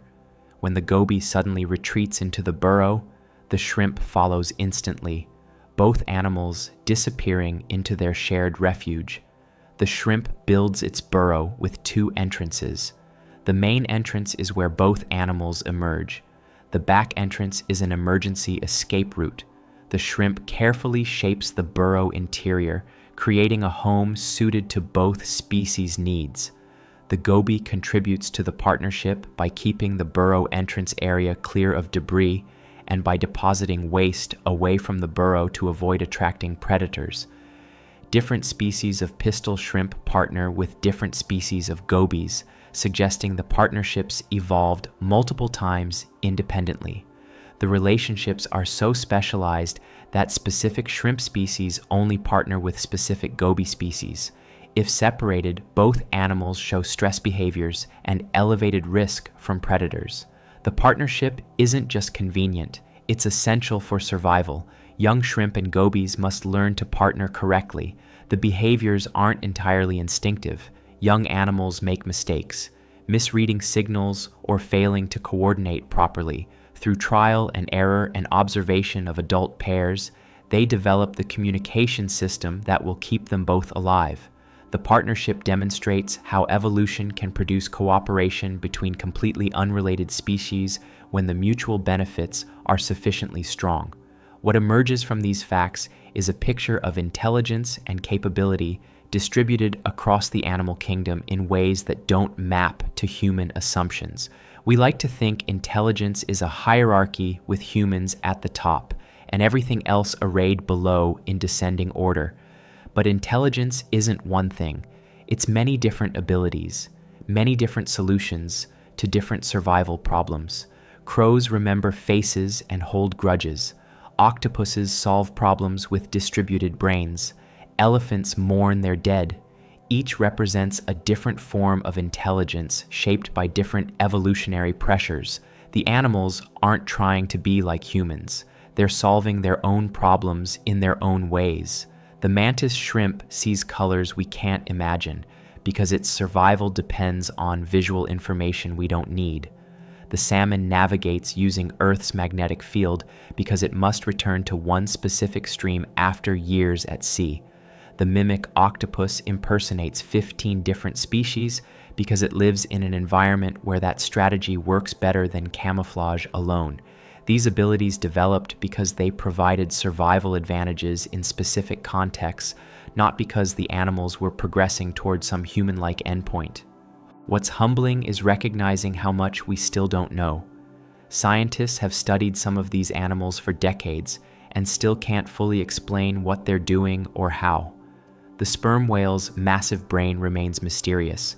The mechanism behind the pistol shrimp's cavitation bubble isn't completely understood. The cognitive systems that allow ravens to reason about hidden causality or dolphins to maintain name-based social networks across decades are still being worked out. Natural intelligence keeps surprising researchers who thought they understood how animal minds work. These animals share the planet with humans, but they experience it in ways completely foreign to human perception. The mantis shrimp's color space is literally unimaginable to human minds. The echolocation world of sperm whales has no parallel in human experience. The distributed consciousness of an octopus with 9 brains doesn't map to anything in human neurology. These aren't primitive or simple creatures. They're sophisticated organisms with complex internal experiences that humans can only partially understand through careful observation and experiment. The natural world has been conducting evolutionary experiments for billions of years, producing forms of intelligence and capability that humans are only beginning to appreciate. We're not alone in being cognitively sophisticated. We're just one entry in a much larger catalog of ways to be intelligent. Each species has found its own path to survival, developing abilities precisely tuned to its environmental challenges. The diversity of solutions is staggering. Some animals evolved extraordinary vision. Others evolved sophisticated communication systems. Still others evolved the ability to modify their environments or cooperate in complex social groups. Some evolved chemical weapons or electrical powers.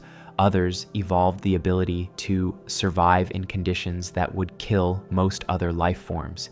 Each adaptation is a solution to specific problems, refined over millions of years of selection pressure. The behaviors we've explored tonight demonstrate creativity, problem-solving, memory, communication, emotion, and planning across numerous species. These aren't uniquely human capabilities. They're widely distributed throughout the animal kingdom, appearing in different forms and serving different purposes. The crow's memory, the dolphin's naming system, the elephant's mourning rituals, the raven's tool use, and the humpback's protective behavior all suggest rich inner lives that rival human cognition in complexity, if not in type. What's perhaps most important to recognize is that these abilities exist not because they're progressing toward human-like intelligence, but because they work within their specific contexts. Evolution doesn't have goals or directions. It simply selects what works. The abilities that persist are those that enhance survival and reproduction. Sometimes that produces behaviors that look intelligent to humans. Sometimes it produces behaviors that are intelligent in ways humans don't recognize. As you drift off now, wherever you are, whatever time your clock shows, consider the animals around you. The pigeons you ignore on sidewalks can diagnose cancer. The crows watching from trees remember faces and hold generational grudges. Somewhere in the ocean, dolphins are calling each other by name, discussing things using whistles humans can hear but not understand. Whales are protecting animals from predators for reasons that might involve empathy or might involve something we haven't figured out yet. Beavers are reshaping ecosystems through engineering projects that will persist for centuries. Electric eels are remote controlling prey nervous systems with precisely calibrated electrical pulses. Komodo dragons on isolated islands are producing male offspring to establish new populations. Sloths are holding their breath longer than dolphins, despite having no evolutionary reason to do so. The world is far stranger than textbooks suggested. The animals you'll never see are even more remarkable. Deep-sea creatures surviving in impossible conditions. Microscopic organisms enduring extremes that would destroy most life. Parasites manipulating host behavior in ways that seem like science fiction. Symbiotic relationships where multiple species function as single organisms. The natural world's creativity in solving survival challenges exceeds human imagination. Sleep well, knowing the natural world is stranger and more wonderful than school ever told you. The animals share your planet, but they experience it through senses you can't imagine. Think through problems using strategies you couldn't replicate, and possess abilities that challenge your assumptions about what's possible. They're not lesser versions of humans. They're completely different solutions to the problem of being alive, and they're extraordinary.